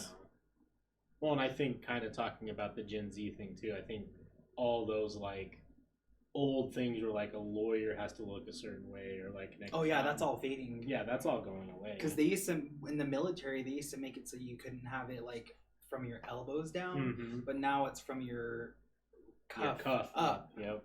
And I feel like as more people get tatted these days, because a lot of young people are getting tatted a lot, I feel like they're gonna, within the next maybe 20 years, they're just gonna not care about tattoos and be like, well, this is what we got to work with. I mean, it's so much more, because I remember like when I was younger seeing, I had relatives that were tatted, and I just was kind of like used to it, but then I like saw how it was like not a normal thing. Like it used to be kind of more like a bad to go thing. get a tattoo.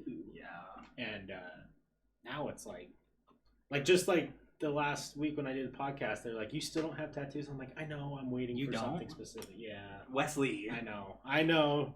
Trust me. I want a lot. It's just, you have a needle and a pen? Because I can get the I'm very... we'll do a garage style tattoo. I'm very picky with what artist I want. And I have a couple, but they've been booked for... See, that's a good thing, though, because if I could go back in time 6 years ago and go to a different artist for my first tattoo, I would for sure do that. Yeah. And if I could go back in time 3-4 years ago and get a different artist for this hand tattoo that I have, I would have waited. Yeah. And I was just so eager and like rebellious back then. I was like, oh yeah, I'm just gonna fucking do it right now. Went to Big Deluxe in Salt Lake, and like the only shop that was open at 10 at night, and I was like, slapped the paper on. I was like, this is what I want. Let's do it. And they're just like, okay, $60, let's go. And I'm like, and then my parents got really mad at me. Because it was my first like visible hand tattoo. Right. I didn't have any on my neck, behind my ear, like nothing. I don't know. I'm just excited to see the changes that are coming from that generation. And I mean, we're starting to see big ones, but I think it's just gonna slowly snowball. I know, like the anti-Trump people, how the people who hate Trump. I mean, I don't want to get into politics too deep, but it's like how that whole generation like kind of was like a big fuck you to all the Trump supporters and big counterculture movements for sure. I know, which is when you start listening to individuals who've gone through so much bullshit because of how they want to just live their life, you're like, yeah, we need to really change a lot of things. Yeah, and like all those riots and stuff, and it's like so crazy. I saw this tweet the other week. It was like, I'm tired of living through historical events. For real. It's gonna be so weird to think that like COVID specifically, BLM specifically, when we're dead and gone and well past the history books, they're going to be in like 5th grade classes going over like, all right, make sure you study 2020, COVID, what it did, how it affected society afterwards. Like, that's going to happen. Oh, God. And I'm just sitting here thinking like, man, we're living through it right this second. And then when I have kids in the future and when they're in school, they're going to be like, Dad, we're learning about this pandemic. And I'm like, yeah, you're gonna get really dark. I'm gonna get PTSD. Yeah, you're like, you guys just don't understand. And then I'm just like, I'm like, I had it back in my day. I almost died. That would be I forgot you fucking got COVID. Oh yeah, I had it. And they're like, whoa. But honestly though, like, a lot of people have had it. Because like when I had it, no one had it. Like no one that I knew. You were the first person I knew who got it. Yeah, that's what everyone fucking said. Family and friends. close and distant, they all said, "Oh my God, you have COVID!" Like it was a big thing, especially in my family with all my relatives and with all my friends. Everyone was like, "Oh my God, like I'm gonna stay away from you now," and I'm just like, "Bitch, shut up." But then like now, the majority of my friends have all had it now. Yeah, so I'm same. like, oh, like, I've had a lot of scares, but I still haven't got it. yeah. There's a girl at my work. I almost said her name. She. Oh, fuck you, bitch. No, but she and I only hate her just because of her views on the world, not just the pandemic, but just everything. Like, she's just like, oh yeah, like when is this fake pandemic gonna be over? And I'm like, bitch, fuck you, like, shut the fuck up, bitch. Like, I'm getting heated talking about those her. types of individuals. I find so interesting because it's like they're gonna keep saying that until it personally affects them. That's exactly what I fucking said. I was like, you've never had it, have you? She goes, no. And then I was like, you don't know anyone who's had it, have you? She goes, no. And I'm like, what's up? What's up, bitch? Yeah, nice to meet you, Calford. I'm like, don't shake my hand. Yeah, it's just so weird to me to think. I don't know. I have a different perspective than a lot of others too, where it's just like I don't understand that whole mentality of like saying something is fake or saying something isn't true. Like, we can see it fucking happening.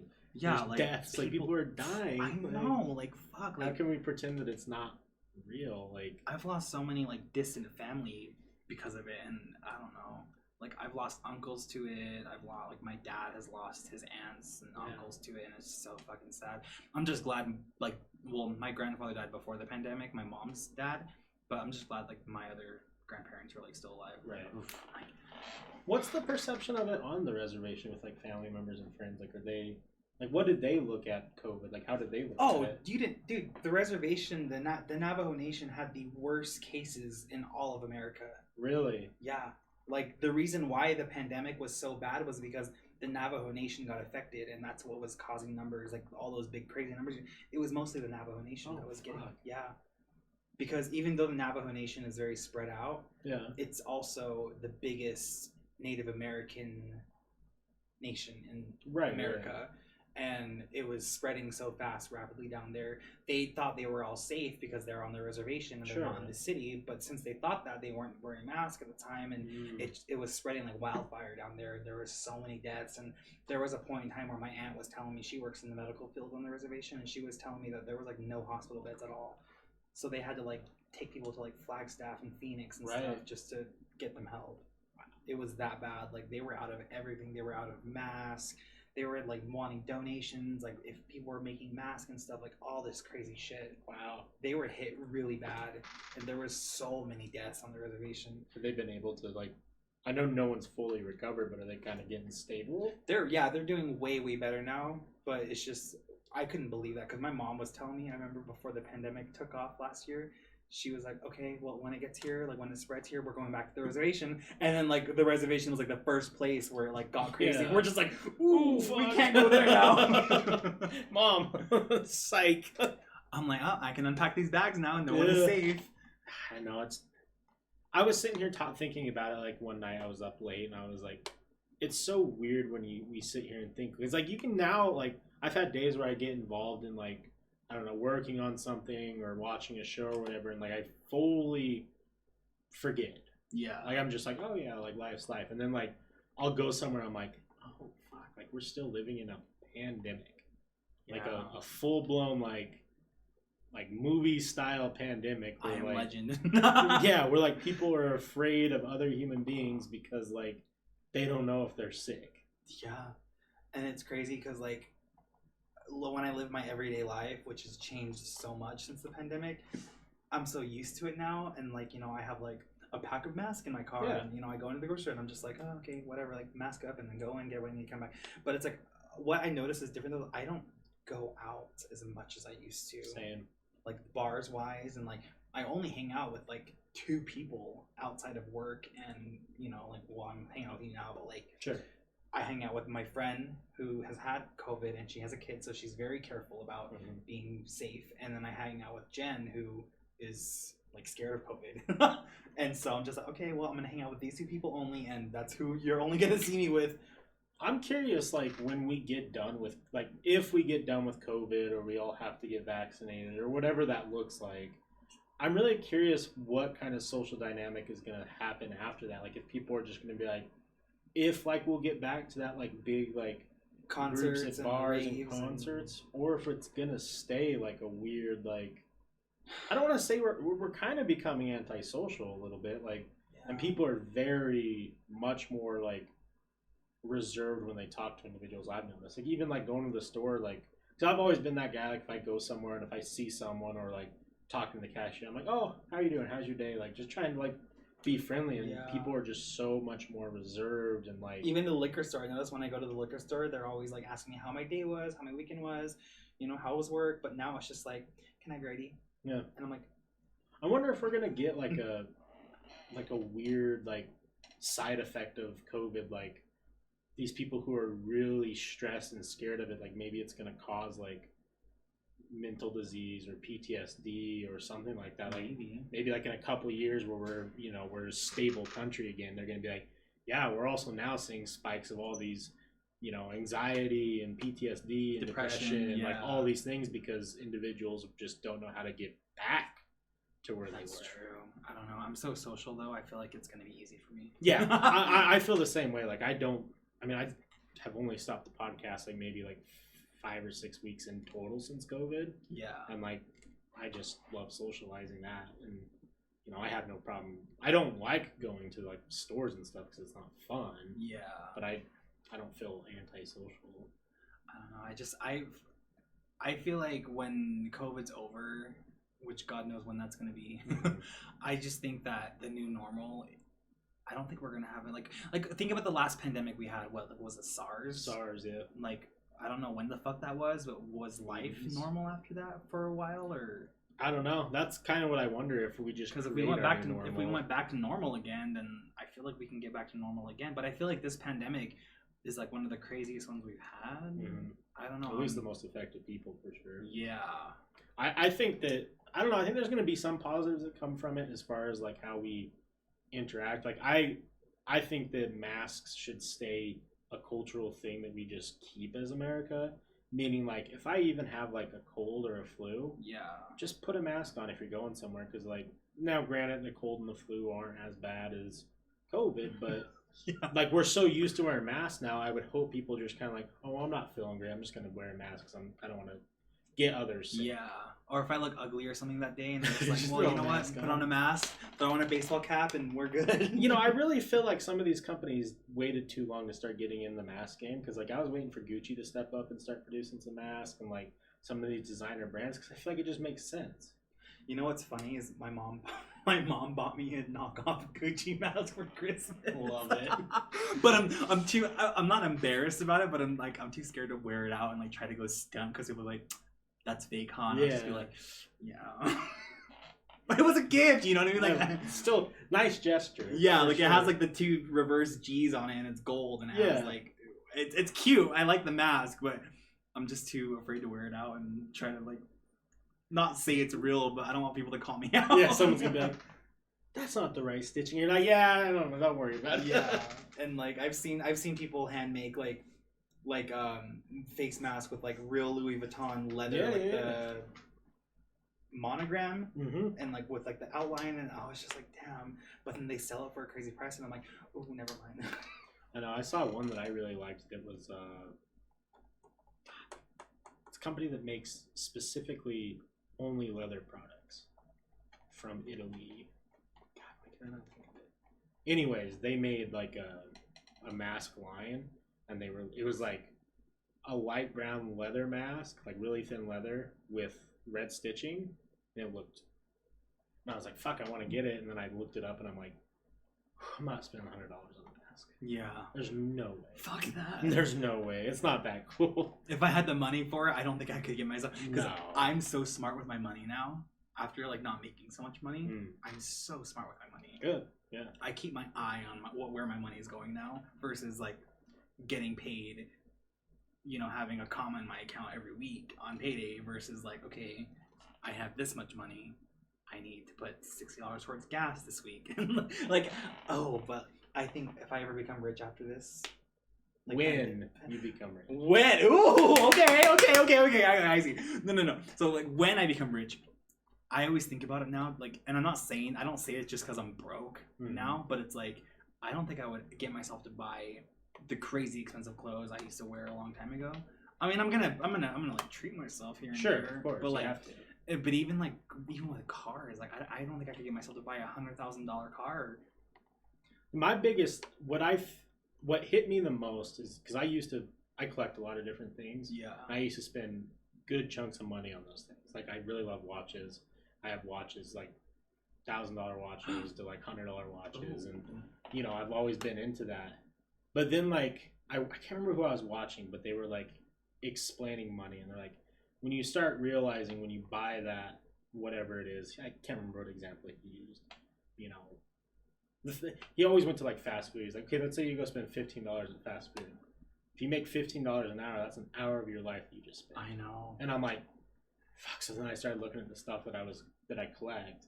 I'm like, man, that's 2 weeks of my life right there that I, you know. And I was like, fuck. It really changed how I handled my money, because I was like, not that I'm definitely more like reserved with how I spend my money, but I don't know. Treating yourself is important. I know. I saw this thing on Twitter too, and it had like someone's hand with some money in it, and it had like, I think $15, like a 10 and a 5, and it said, if I gave you this for an hour of working hard, like, what would you think about that? But then I'm like, fuck, that's so true though. That's the truth. Yeah. Or it was like, what if I gave you this for busting your ass off for an hour for me or something like that? I was like, damn, I didn't think about it like that. I know. I remember, where did you work your first job? McDonald's was my very first job. That's right. I worked Domino's, as you know. And I remember that first week that I worked like 25 hours for $7.25, and I got that paycheck, and I'm like, fuck, like this is like, dude, $230, right? Whoa! And then I try to think now, like making minimum wage, like, or like back with like $7.25. I couldn't even. How do you do it? Dude, now they're making like $12 an hour at McDonald's, and I'm like, fuck, I wish I was making that much when I was that age. Yeah. Like, dude, my first paycheck was like, I think 300 and something, because I was putting hours after school, and then like, dude, I thought I could, nothing could stop me with that paycheck. I could kill someone, get out of prison with that paycheck. You know what I mean? It's so funny how we used to think, like, I remember like this kid who was my age, he had made like $1,000 in like 2 weeks or something like that, and I'm like, bro, you're so fucking rich. And now I sit back and think, I'm like, shit. I'm like, man, not even making like, if you don't make $1,000 a week, it's kind of a struggle. No, yeah, because I remember my first construction job in 2015, I made like, it was like 780 something for my first paycheck, and that was just for working 1 week because we got paid weekly. Yeah. And I remember seeing that deposit in my account, and I was like, oh god. I was like, ooh, I could kill 10 people and get out of prison with this. I'll buy the prison. No, literally. But then now I get that deposit. Well, when I was making all that money the past 2 years before I lost my job, like, I get that deposit, and I'm like, fuck, I didn't work enough hours. Mm-hmm. It's weird how, you know, they always tell you that like the more money you make, the more problems, but it kind of is true when you think about it. Like, when you start making more money, you kind of have the ability to experience and do different things, and sometimes that puts yourself in a shitty spot. Well, not only that, but it's like when you make more money, it just like, people treat you differently sometimes. Like, when I first started making all that money, because I was like one of the first people my age from my grade to get into construction. I didn't see anybody else doing that shit.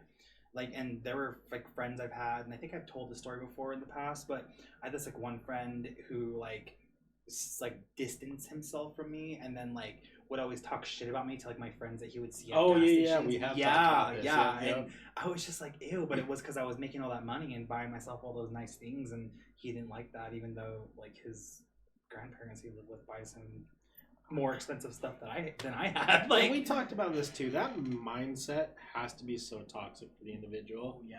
It's like, think of like waking up and like getting on Instagram or whatever it is, and then just getting mad that someone else is succeeding. I know, right? Like, when I see someone else, even like, this is so, I don't want to bring this up, but it's relevant. The Kardashians, like, they're doing so well, and I'm just like, I still like their photos. I'm just like, yeah, I'm like, yes, girl. Like, I'll comment like, you better go. You know what I mean? Like, and but it's like, I don't want to be a bitter bitch and be like, you know, like, look at their photos and be like, oh, fuck them for having those nice cars, or fuck them for having all that money. Like, I'm not like that. I feel like the people who do really struggle, like, just finding happiness, because they're never gonna be happy now unless they have like with the Kardashians. Yeah, like if they're not happy for you, then they're obviously not happy for the fucking selves. You know what I mean? Like, I don't know. And then a lot of it ties in with family too. Like I've had like a lot of family over the years back home in Arizona ask me for money, and like they're just like recently, which was so stupid.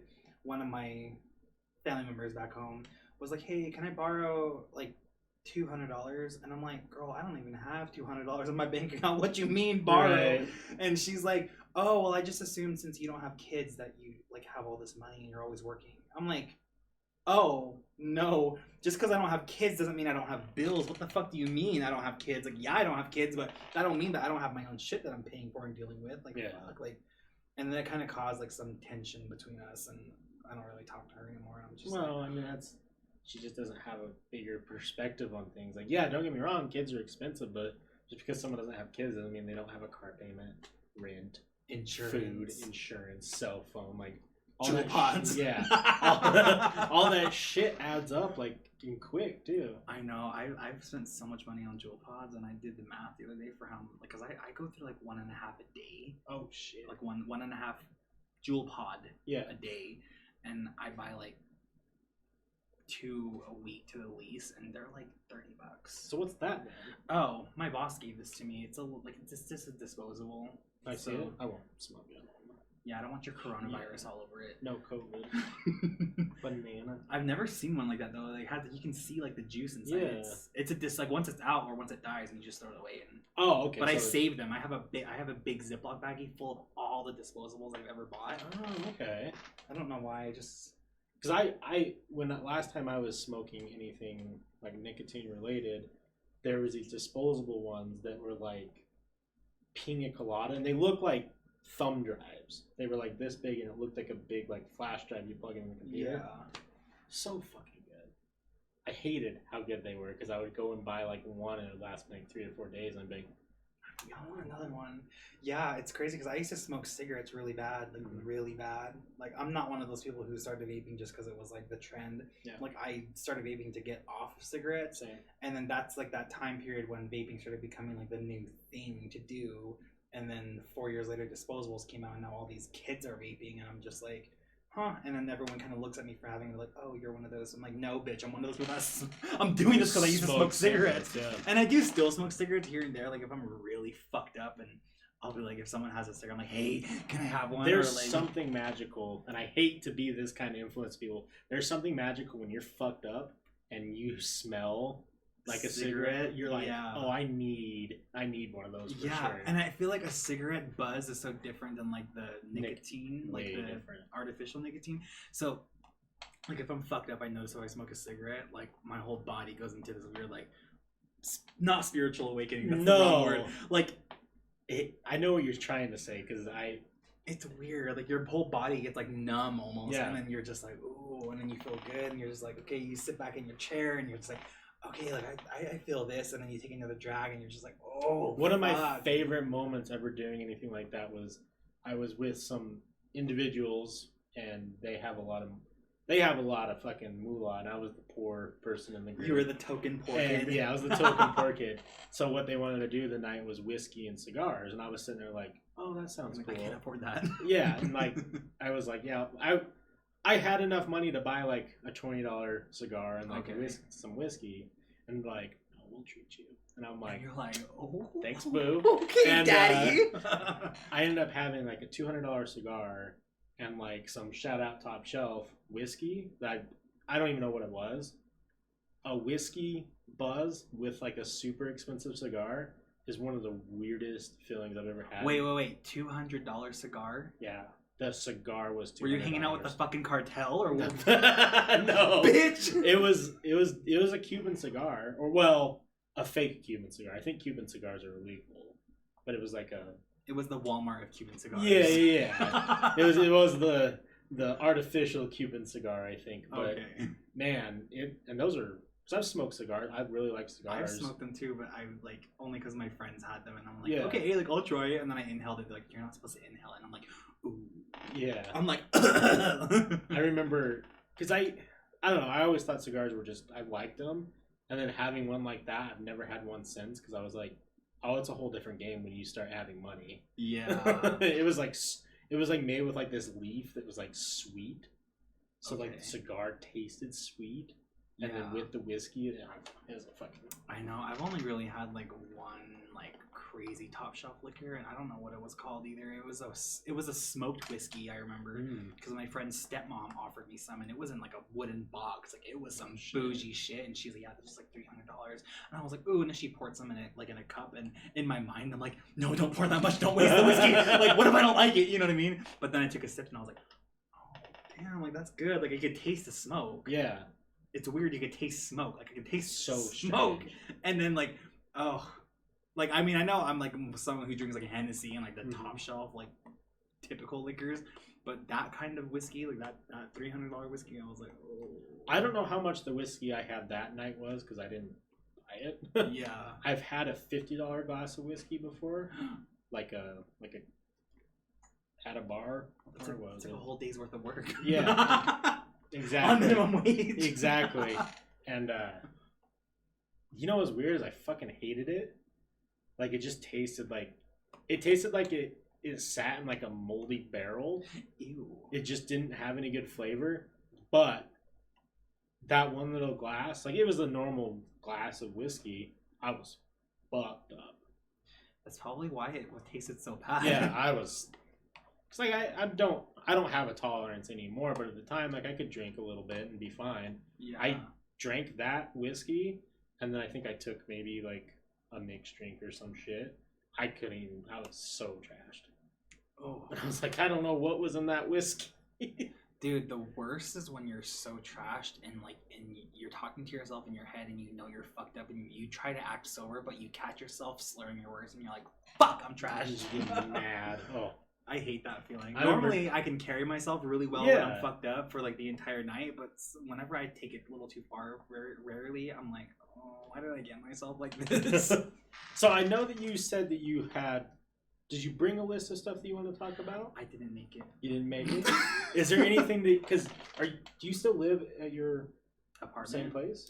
We actually just moved last week. That's what you were telling me, is you were moving. So basically, we moved into the same complex, just different building, because my sister moved out last year right before the pandemic got crazy, and then we didn't need the extra room. Okay. And our rent's cheaper by like $200, I think. So that's good. And our place was so old and gross because we moved in right before they started redoing all the apartments to look bougie and new. So we still had like the gross carpet, the old kitchen stove, the gross countertops, the old gross linoleum kitchen floor. Right. Everything was just gross in that place. I hated living there. Like, not hated. I didn't like how dirty it felt. Like I could deep clean the entire apartment and it would still feel gross, just because the carpet was so stained over all the years. And now our new place is like dark gray hardwood floors, like this weird grayish beige color wall, brand new kitchen appliances that are all black and stainless steel, granite countertops. Like it's so different, and it feels clean. Like I feel dirty in my own house. Like I'm like, oh. It's like weird, and like our rooms are way bigger because it's a 2-bedroom, so the rooms are bigger and like the bathrooms are bigger, so it's just so nice. So where did your sister move to then? Same complex, different building. Oh, so she moved into her own? Yeah, well, she has a roommate, so she lives in a 2-bedroom as well. It's actually set up the same. Oh, okay. Yeah, so we live in a building. I'm not going to give out what building I live in, but it's like this building, and like she lives in one right across. Oh, okay, so you guys aren't like... I can walk to her house in less than 30 seconds and just be like, hey, what's up? Oh, okay. I thought when you said that, I was like, oh shit, did she like move far or something? But no. I didn't see her. I couldn't see her moving to like Ogden. She said something about Ogden, and I was like, "Oh, you're gonna move to Ogden? Like that's a little far." But then she just moved into a different building, and I was like, "Oh, okay." Like, she's still nearby if I ever need her help. Right. If I ever need a ride somewhere, she can just walk out of her apartment. I'll meet her at her car. So to go back to what we were talking about jobs and stuff, are you actively looking for like? So I'm technically still employed through a construction company that I was employed with before the airports. Okay. But the problem is that the work is slow right now. So we still work for them sometimes, and my warehouse job is very flexible with us. So if we ever get like a random call saying, hey, can you guys come in this week, Wednesday, Thursday, and Friday? and we'll tell the warehouse, and they're like, yeah, that's fine. Go ahead, like go make, because they know we make way more money than the warehouse. Oh, good. Okay. So they're just like, yeah, go make that money, and I'm just like, okay, bye. And we'll work those few days, and then we'll get a good paycheck the next week. Well, a better paycheck than warehouse, and then yeah, it's just been like that. Like every other week, we'll work 1 or 2, sometimes 3 days. It's really rough. And then I had another job that I think I'm going back to on Monday. It's electrician work. I've never done electrician work, but I'm learning. I'm catching on really fast. Yeah. I feel like Kai, you know what I mean? Like I'm giving those Kai vibes, but it's pretty much rewiring an entire abandoned apartment building. Like all the rewiring, all the light switches, we're replacing everything brand new. Well, they tore everything out before we started, and now we're putting everything in brand new, and that's under the table. So I have like technically 3 jobs if you want to put it Good. like that, but I work at the warehouse 80% of the time right now. And you're hoping that maybe the one of the other jobs take off, because mainly the construction, because I need that money. I need money, dude. I hate living like this, and it's gonna sound so ugly me to say, because other people have no choice but to live like that, but it's like I want to make money again. Listen, I miss making money. I don't think that sounds ugly, and I don't think that that's rude to say either, because like it's your drive and motivation. That's true. You know, like you got to do what you want to do, and if it's making more money, like I don't know. I've just come to understand, like, when people get upset when someone says like, "Oh, I really need to be making more," like I don't like living like this, and they get offended, they're just projecting. Because they're not happy, but they're not, either they can't because of situational or whatever, or they're it is, just not trying, or they're not trying, or they aren't as motivated. They just can't. They just won't do it. And I'm like, there's nothing stopping any individual. Well, excuse me, let me rephrase that.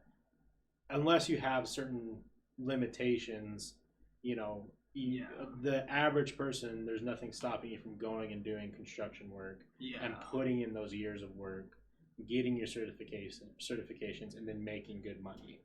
Like, you know, you just need to make the step.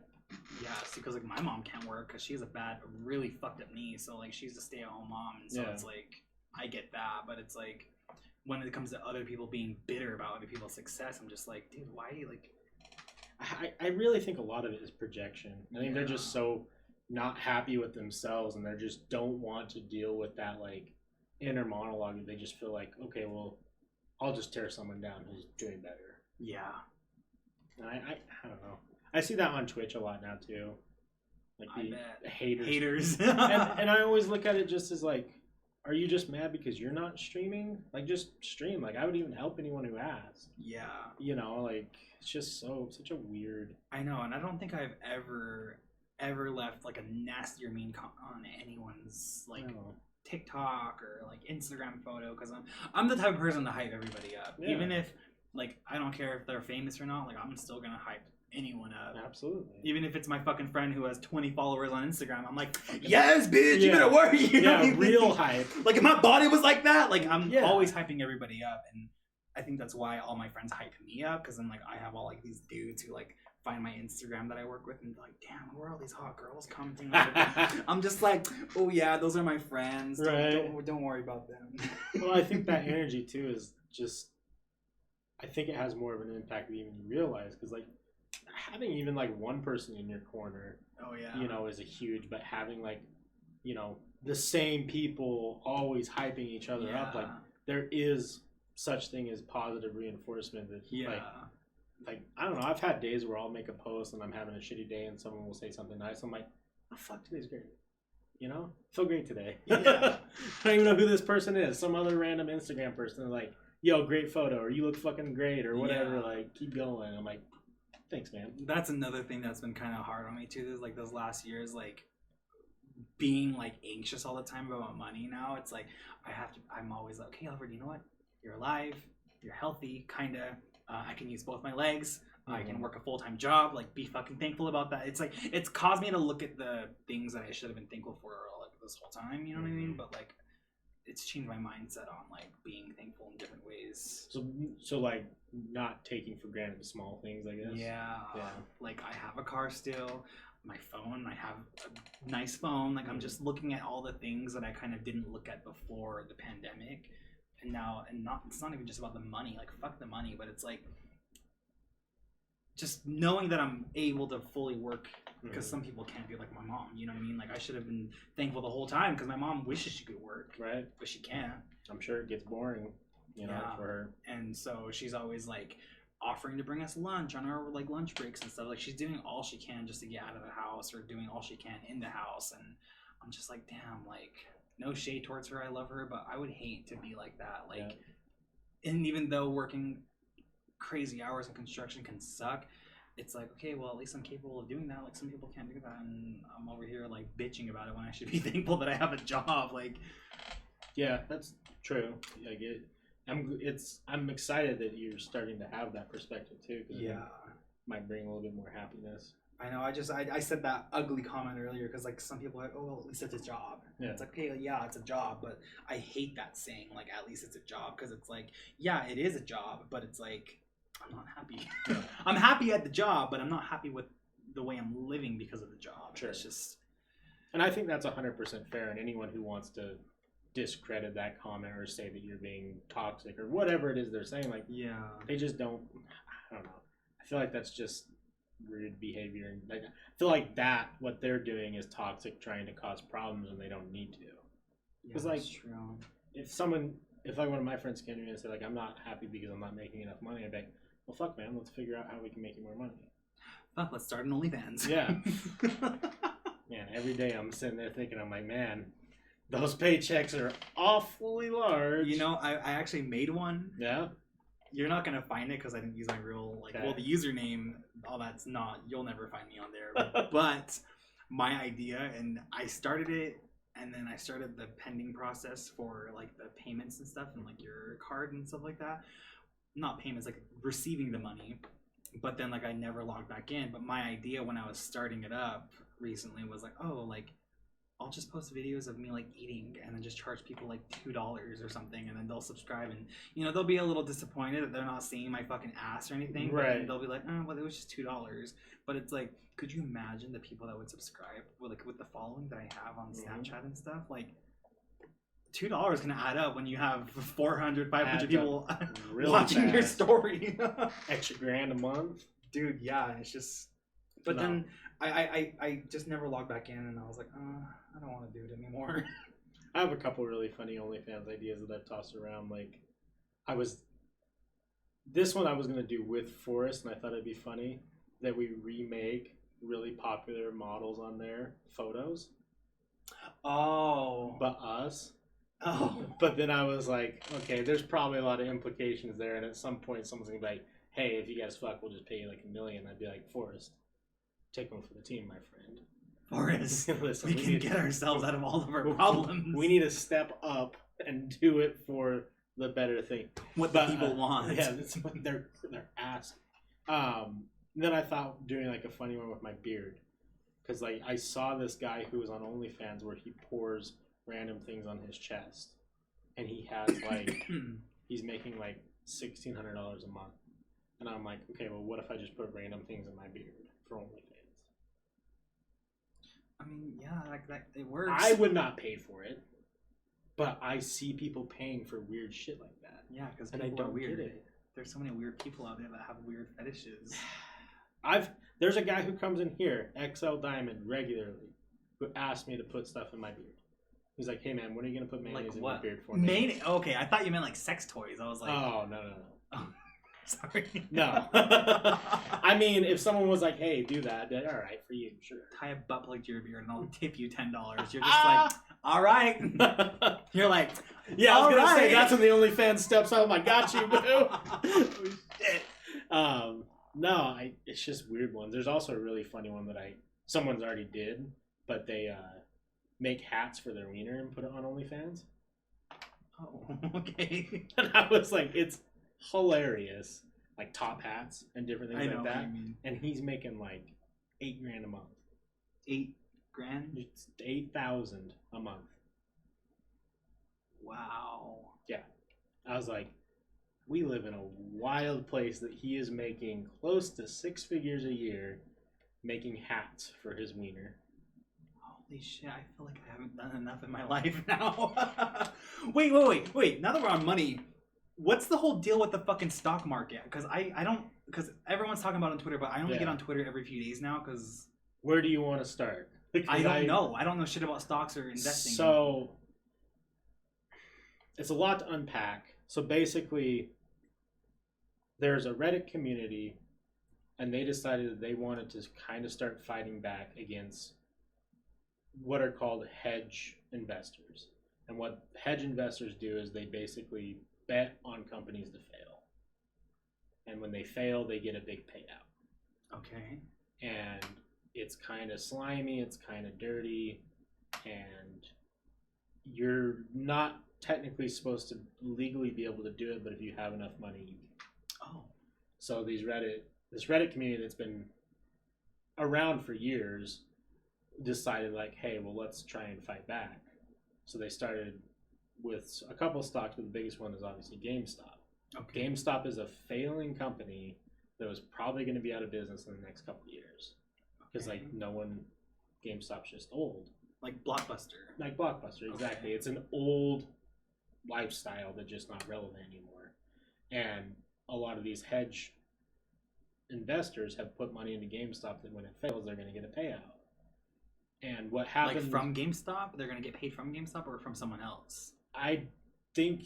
I'm not exactly sure how hedge farmers make their money, but it's like they're keeping it afloat, and once they're dead, they get a sum of like what GameStop sells, pretty much. Oh, okay. So this Reddit community was like, okay, what if we just start putting all of our money into GameStop? And what that does is when there's a demand for a stock, the price raises, because that means that the company's popular. Okay. So when we have an open market, you can invest anything you want in any company. So all these people started throwing money at GameStop stock, and it went from like $30 on the 20th of January to now it's around like $350.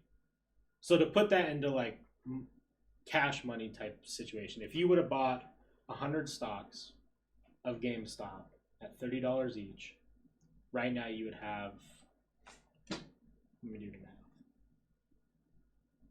just so I can get you a more accurate response. So if you bought 100 stocks when it was at $30 on the 20th, that would have cost you $3,000. If you would have sold them yesterday, Friday, you would have made 30 grand.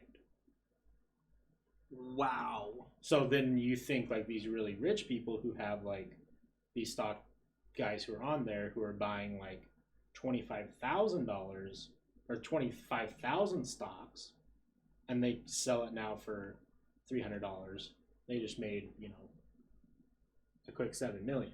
Holy shit. So the small guys, like the Reddit community, are making a bunch of money, and they're trying to stop this whole ideology from like betting on businesses to fail. The problem is rich people are really mad because they have all this money vested in these, companies that are going to fail. So when you're super wealthy, like way more wealthy than these Reddit guys, you go to the banks and you tell the banks like, hey, make sure companies like Robinhood stop allowing those stocks to be bought. And that's what we're seeing with like the whole like Robinhood closing down stocks, which shouldn't be legal. And that's like kind of where all of this crazy, everyone's talking about it. Yeah. And we've never seen anything like this in the world because stocks, until like Robinhood came out and other apps, weren't easily tradable like they are now. Oh, okay. Yeah. Like you could download Robinhood right now and you could be trading stocks on Monday morning. Which if you want to, let me know. I'll send you a link. My god. No, I'm not into that whole gambling thing. We both get a free stock. That's besides the point. Oh, okay. The other one is Dogecoin, which oh yeah, that's the one I keep seeing on Twitter trending too. So Dogecoin is a cryptocurrency, like Bitcoin. Okay. I'm sure you're familiar with Bitcoin. Yeah. Explaining crypto is really confusing. I don't even know what it is. Yeah. But Dogecoin costs less than a penny because it's so new and it's not popular. So what this Reddit community decided to do is they wanted to try and push Dogecoin to $1, because that would mean anyone who has Dogecoins would make a bunch of money. Like me, I have 30,000 Dogecoins. You spent $30,000. No, I spent like $200 Oh, they yeah, a penny. Duh. They cost less than a penny. Okay. So if it gets up to $1, I will make $30,000.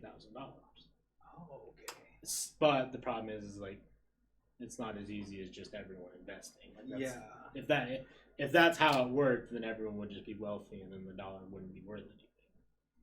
But oh my God, could you imagine if everyone was wealthy? Everyone. it'd be weird. It'd be so weird. No poverty, no nothing. I don't know if more people would be happy or not. So now the companies that have manipulated the markets for years are mad at people who are learning how to do it. Oh, exactly. So they're mad that people are getting in on it, and they know their little tricks and schemes. They're kind of like, hey, fuck you guys. We're the rich ones. You guys shouldn't be doing this.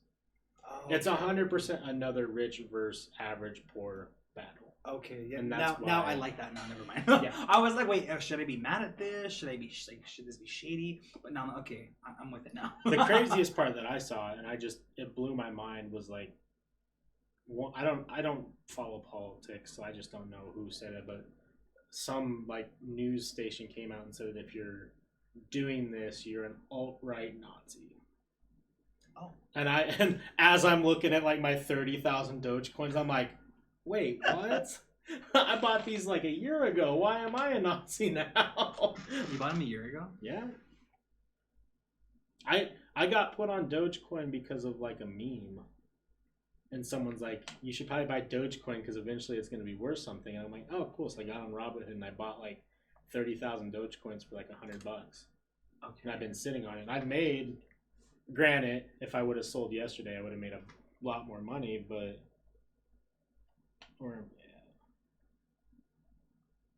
I'm still up like $2,000. Wow. Yeah. So I mean, it's okay, rich bitch. I wish. If it goes up to $1, we're partying. Oh, we're gonna have Cuban cigars and top shelf whiskey. Yeah, we'll have an interesting podcast. We'll get fucked up on whiskey that we don't even know what it tastes like. Fuck. But no, I don't know. I don't know a lot about the stock world. I've been playing around with them for like 3 or 4 years now. Yeah, I don't know shit about that. I just barely learned how interest and all that shit works recently. Like when it comes to money and stocks and all that crazy, like, I don't know shit about all that. I mean, I'll be completely honest with you. I would have a gambling problem if I lived somewhere where it was legal, and Robinhood helps me deal with my gambling problem. So I've only gambled like once. Not in Wendover. I'm not a basic Utah. Yeah. No, I was in Oregon, I think. Okay. With my dad, and I had beginner's luck. I put in like I think $30 or $40 into a machine, got 380 back, and I cashed out. And I said, "Okay, this is cool. Thanks. I'm gonna stop. Bye." Like I'm like almost $400 richer. I'm like, "Okay, well, bye guys. Like, Dad, finish up your machine. We're gonna leave." I don't have a problem, but I definitely would if I My lived mom somewhere. has a problem. Yeah. Not a problem, but she knows what she's doing when she gambles. Like at a blackjack table, she'll always end up breaking even, just making back what she put in or making more. So I'm like, I guess if she knows how to do it, then let her be happy. But I don't get gambling at all. No, yeah, I mean it's for me, and this sounds like kind of fucked up, but it's like it makes me feel alive. Oh, okay. Like I'll play. I'll go to a blackjack table with like $1,000 and I'll play, and I'm a profitable blackjack player. Okay. But like just the fact that I could like just fucking go, send it. It's exciting to me. I don't know why. I know what you mean. I don't understand you, but I know exactly what you mean. Because there's just the girl that I don't like at my work. She like has a gambling problem, I guess, and she has all these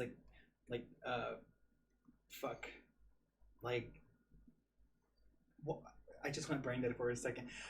Gambling games on her phone. Oh yeah, just like the apps, and she's always like sitting there like, and like watching them, and I'm just like, girl, you got a problem. Yeah, the slot machine stuff is. I don't really like those personally. That's the one I won so much money off. Yeah. Oh no. Like, I went to Wendover with Forrest one day, and he won like $2,400 on one. It was funny too. We all kind of separated, and like I went and did my thing on the tables, and I went and found him, and he's like kind of laughing, and he's like sitting back, and I see on the machine it like said call attendant, and I'm like, oh, is the machine broken? He's like, nah, I just won like $2,500. I'm like, what? Call attendance? Yeah, because when you win, I guess for tax reasons, if you win something that's above a certain amount, they have to come out, give it to you, and then you get a W-2 because you have to claim it as income. Yeah, that's kind of the fucked up part. That makes me so angry because the fucking like the lottery, they tax the lottery. I'm just like, same thing. Why so if you were to go down to Wendover, Vegas, or whatever, and let's say you won 10 grand, you're gonna have to pay like, I think it's 30% or something like that. It's crazy. What's up, Al? That's my friend from Arizona. Oh shit, Juiced. Fuck. Long time, Juiced. I thought we left that shit. No, that shit's 2021. Y'all get juicy when you When you won $25. Yeah, I didn't won just 25, but yeah, I did. Juicy, it's fun. I don't know, but yeah, I gamble with stocks just for some bored.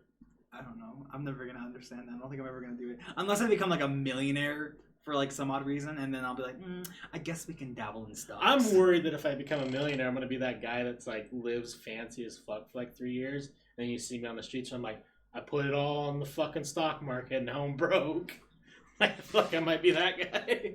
God, that's my worst fear. If I like, when I become rich, my dumbass is gonna be like, ooh, let's go buy a $3 million house, and then I lose all my money and I can't afford the taxes on the house, and I'm like, well, yeah, stuff like that's always scary thoughts to me too, because like I really wouldn't. I'm a pretty responsible person, but at the same time, like if I won that 100, what was it? The lottery was up to like some crazy 7-something million or 700 and something million, or oh my god. I always try to think if I really won that, like what I would do. Cause I don't know, dude. You can't spend that much. No, you can't. You have to be really dumb. Like you're set for life at that point. I'd buy a house, some cars, and travel. I'd pay off all my friends' debt. I'd pay off my immediate family's debt. I'd get a new house, not like a bougie house, but something really fucking nice up in the hills. And I'd be like, okay, well, this is where I'm gonna die. I think I would get a house up in the Greater Abs area. That's what I mean, like Salt Lake, like nice, like modern home. Like, oh, you can see the whole city from your living room. Like, fuck. I'd like that, and then. Yeah, I think what I would end up doing with most of my money is just giving it to people. I'm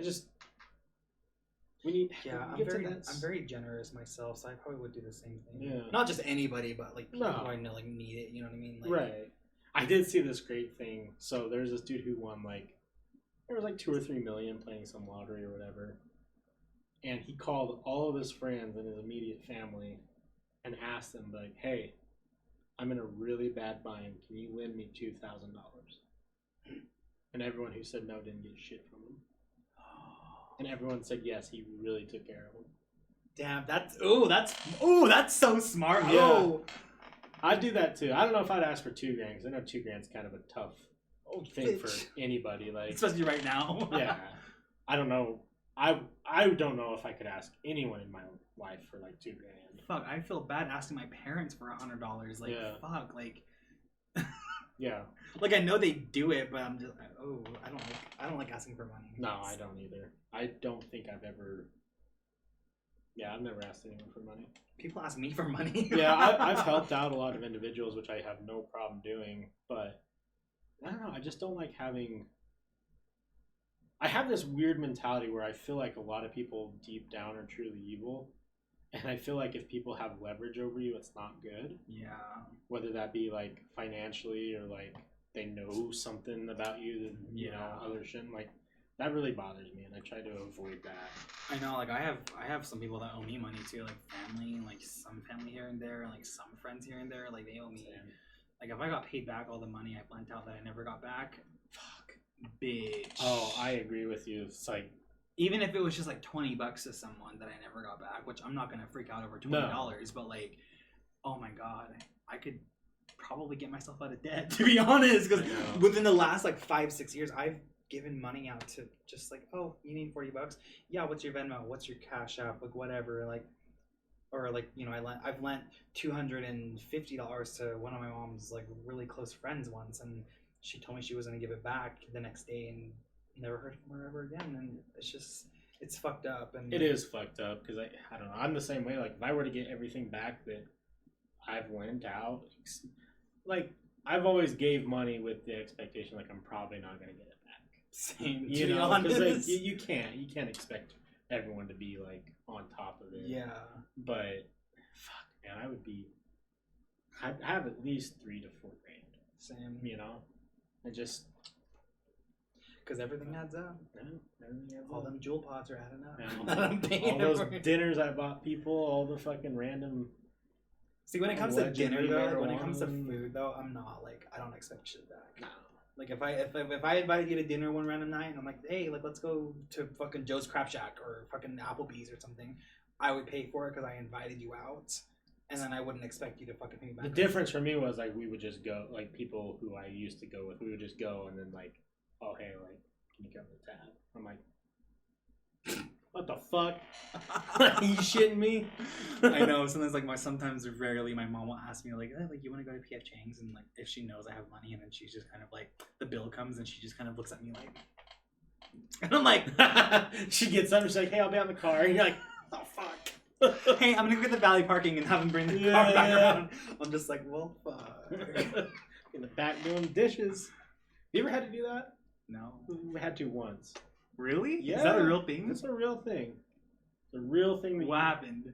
It was a diner in Washington. Oh, God. And I had gone with myself and my cousin who was like 13 at the time. Okay. And I left my wallet. And like, it was like a really like family owned, like they were really nice. So it wasn't like Joe's Crab Shack. Yeah, no, they were really nice and friendly. And like I completely spaced it, like not even on purpose, nothing like that. And I was like, she brought the check, and I was like, I'm like, oh fuck. I'm like, hey, I left my wallet in the car. And I told my cousin, like, hey, just stay here. And I went out there and I tore my car apart. And I'm like, oh, I don't know where my wallet's at. Oh, no. I called my other cousin, who's his dad, and I'm like, hey, like, you see my wallet there? And he's like, yeah, it's right here. And I'm like, fuck. So I went in there and I'm like, hey, like, you know, this is weird, but like, I left my wallet at home. Can I just go grab it? It's like half hour away. I'll go get it and I'll come back. And she's like, well, if you guys want to just do dishes for a half hour, you can. And you're like, say no more? Yeah, I was like, wait, really? And she's like, yeah, it'd be fun. Go in the back. Just grab some dishes out for us. And I went back there because this was after I worked at Domino's. I'd done dishes, like all that. My Costa Vida days. I went back there, and this was like right before the lunch rush, but right after their like breakfast thing. And I looked at the dishes. I'm like, oh my fucking god! It was like stacks. And I'm like, I looked at my little cousin, and I'm like, those gloves on. Put those gloves on. Put that apron on. Yeah, we're working. I know. It's a fun story, though. Yeah, I've never had to do that. I never knew that was a real thing, so that's interesting to know. I don't know if places like, I don't know if like an Olive Garden would be like, yeah, go in the back, do some dishes. They'd probably be like, hey, we're calling the fucking cops. You know? Oh, God. No, yeah. I have my experiences washing dishes, too, because at Costa Vida, like, my manager at the time, we, at first, didn't really like each other. We're friends now. Like, we're really good friends now, like, me and her. But when I first started working at that restaurant, we kind of, like, butted heads here and there. So she'd always be like, go in the back and wash dishes. And I'm just like, fine, right. Okay. And then, like, so I would just always be fucking just soaked, like, my shirt, my fucking whole front body, because now I've noticed that when I go to Costa Vida, they have like rubber aprons. Oh, yeah. And I'm just like, damn, that would have been really nice 6 years ago when I worked there. So I get PTSD when I hear rubbing dishes. I'm like, oh. Oh, I remember some of the grossest shit. Like, I'm sure you know, like, after like a long night at Domino's, like, you know, we would have pans and just cheese all over everywhere. And like, I remember like the grossest thing that you'd have to do sometimes, like when you're done doing the dishes and you pull the plug, like the drain, and it's clogged. Yeah. You got to go in there and unclog it. Mm-mm. And you just got like this fucking gray mush of like everything. Just everything. And it just smells like death. And you're like, oh. God, it gives me PTSD too. I was like, no more, never again. Fuck that. But I don't want to be a downer, but I think I'm going to head out now. No, that's perfect. I was going to ask you one last thing. What's up? YouTube. Okay. I have so much shit on my phone, like video-wise, content-wise. I'm just too fucking lazy to edit it. I can't get myself to... Because, dude, those 4 videos I put out last year, towards the end of the year, oh my god, dude, I was, like, slaving over those editing apps and those, like, everything and just, like, chopping. I hated cleaning bathrooms. I worked at a gas station for 2 years. Same. Oh, yeah, she did. Bathrooms are bad. Fuck that, I hate cleaning my own bathroom. I worked at Slim's right off the freeway for a little while. Oh, yeah. Well, I'm not saying that like I know, but, like, yeah, that sucks. Those people that come in there. Oof. Meth heads. We've meth needles in the trash before. Fuck! Yeah. Okay, no. YouTube, yeah. I have a lot of videos. I filmed a lot of shit. I filmed a lot of morning vlogs, all that shit. I keep putting it off. I'll edit it later. But now I'm going to try to be a lot better this year with YouTube and the gym, because I just got a new gym membership recently and I have only gone like 3 times. Well, when you get back into construction, you feel a little bit more comfortable with your money. Look at Fiverr. Fiverr, like 5 ear, ER. Okay. So what it is, it's an app, and you pay people $5 to do shit for it. And like one of the big ones on there is editing. Wow. Yeah. Okay. I've used Fiverr a couple of times for like podcasts that I wanted to do more stuff with. You're like, hey, at this time, bleep that word out. Yeah.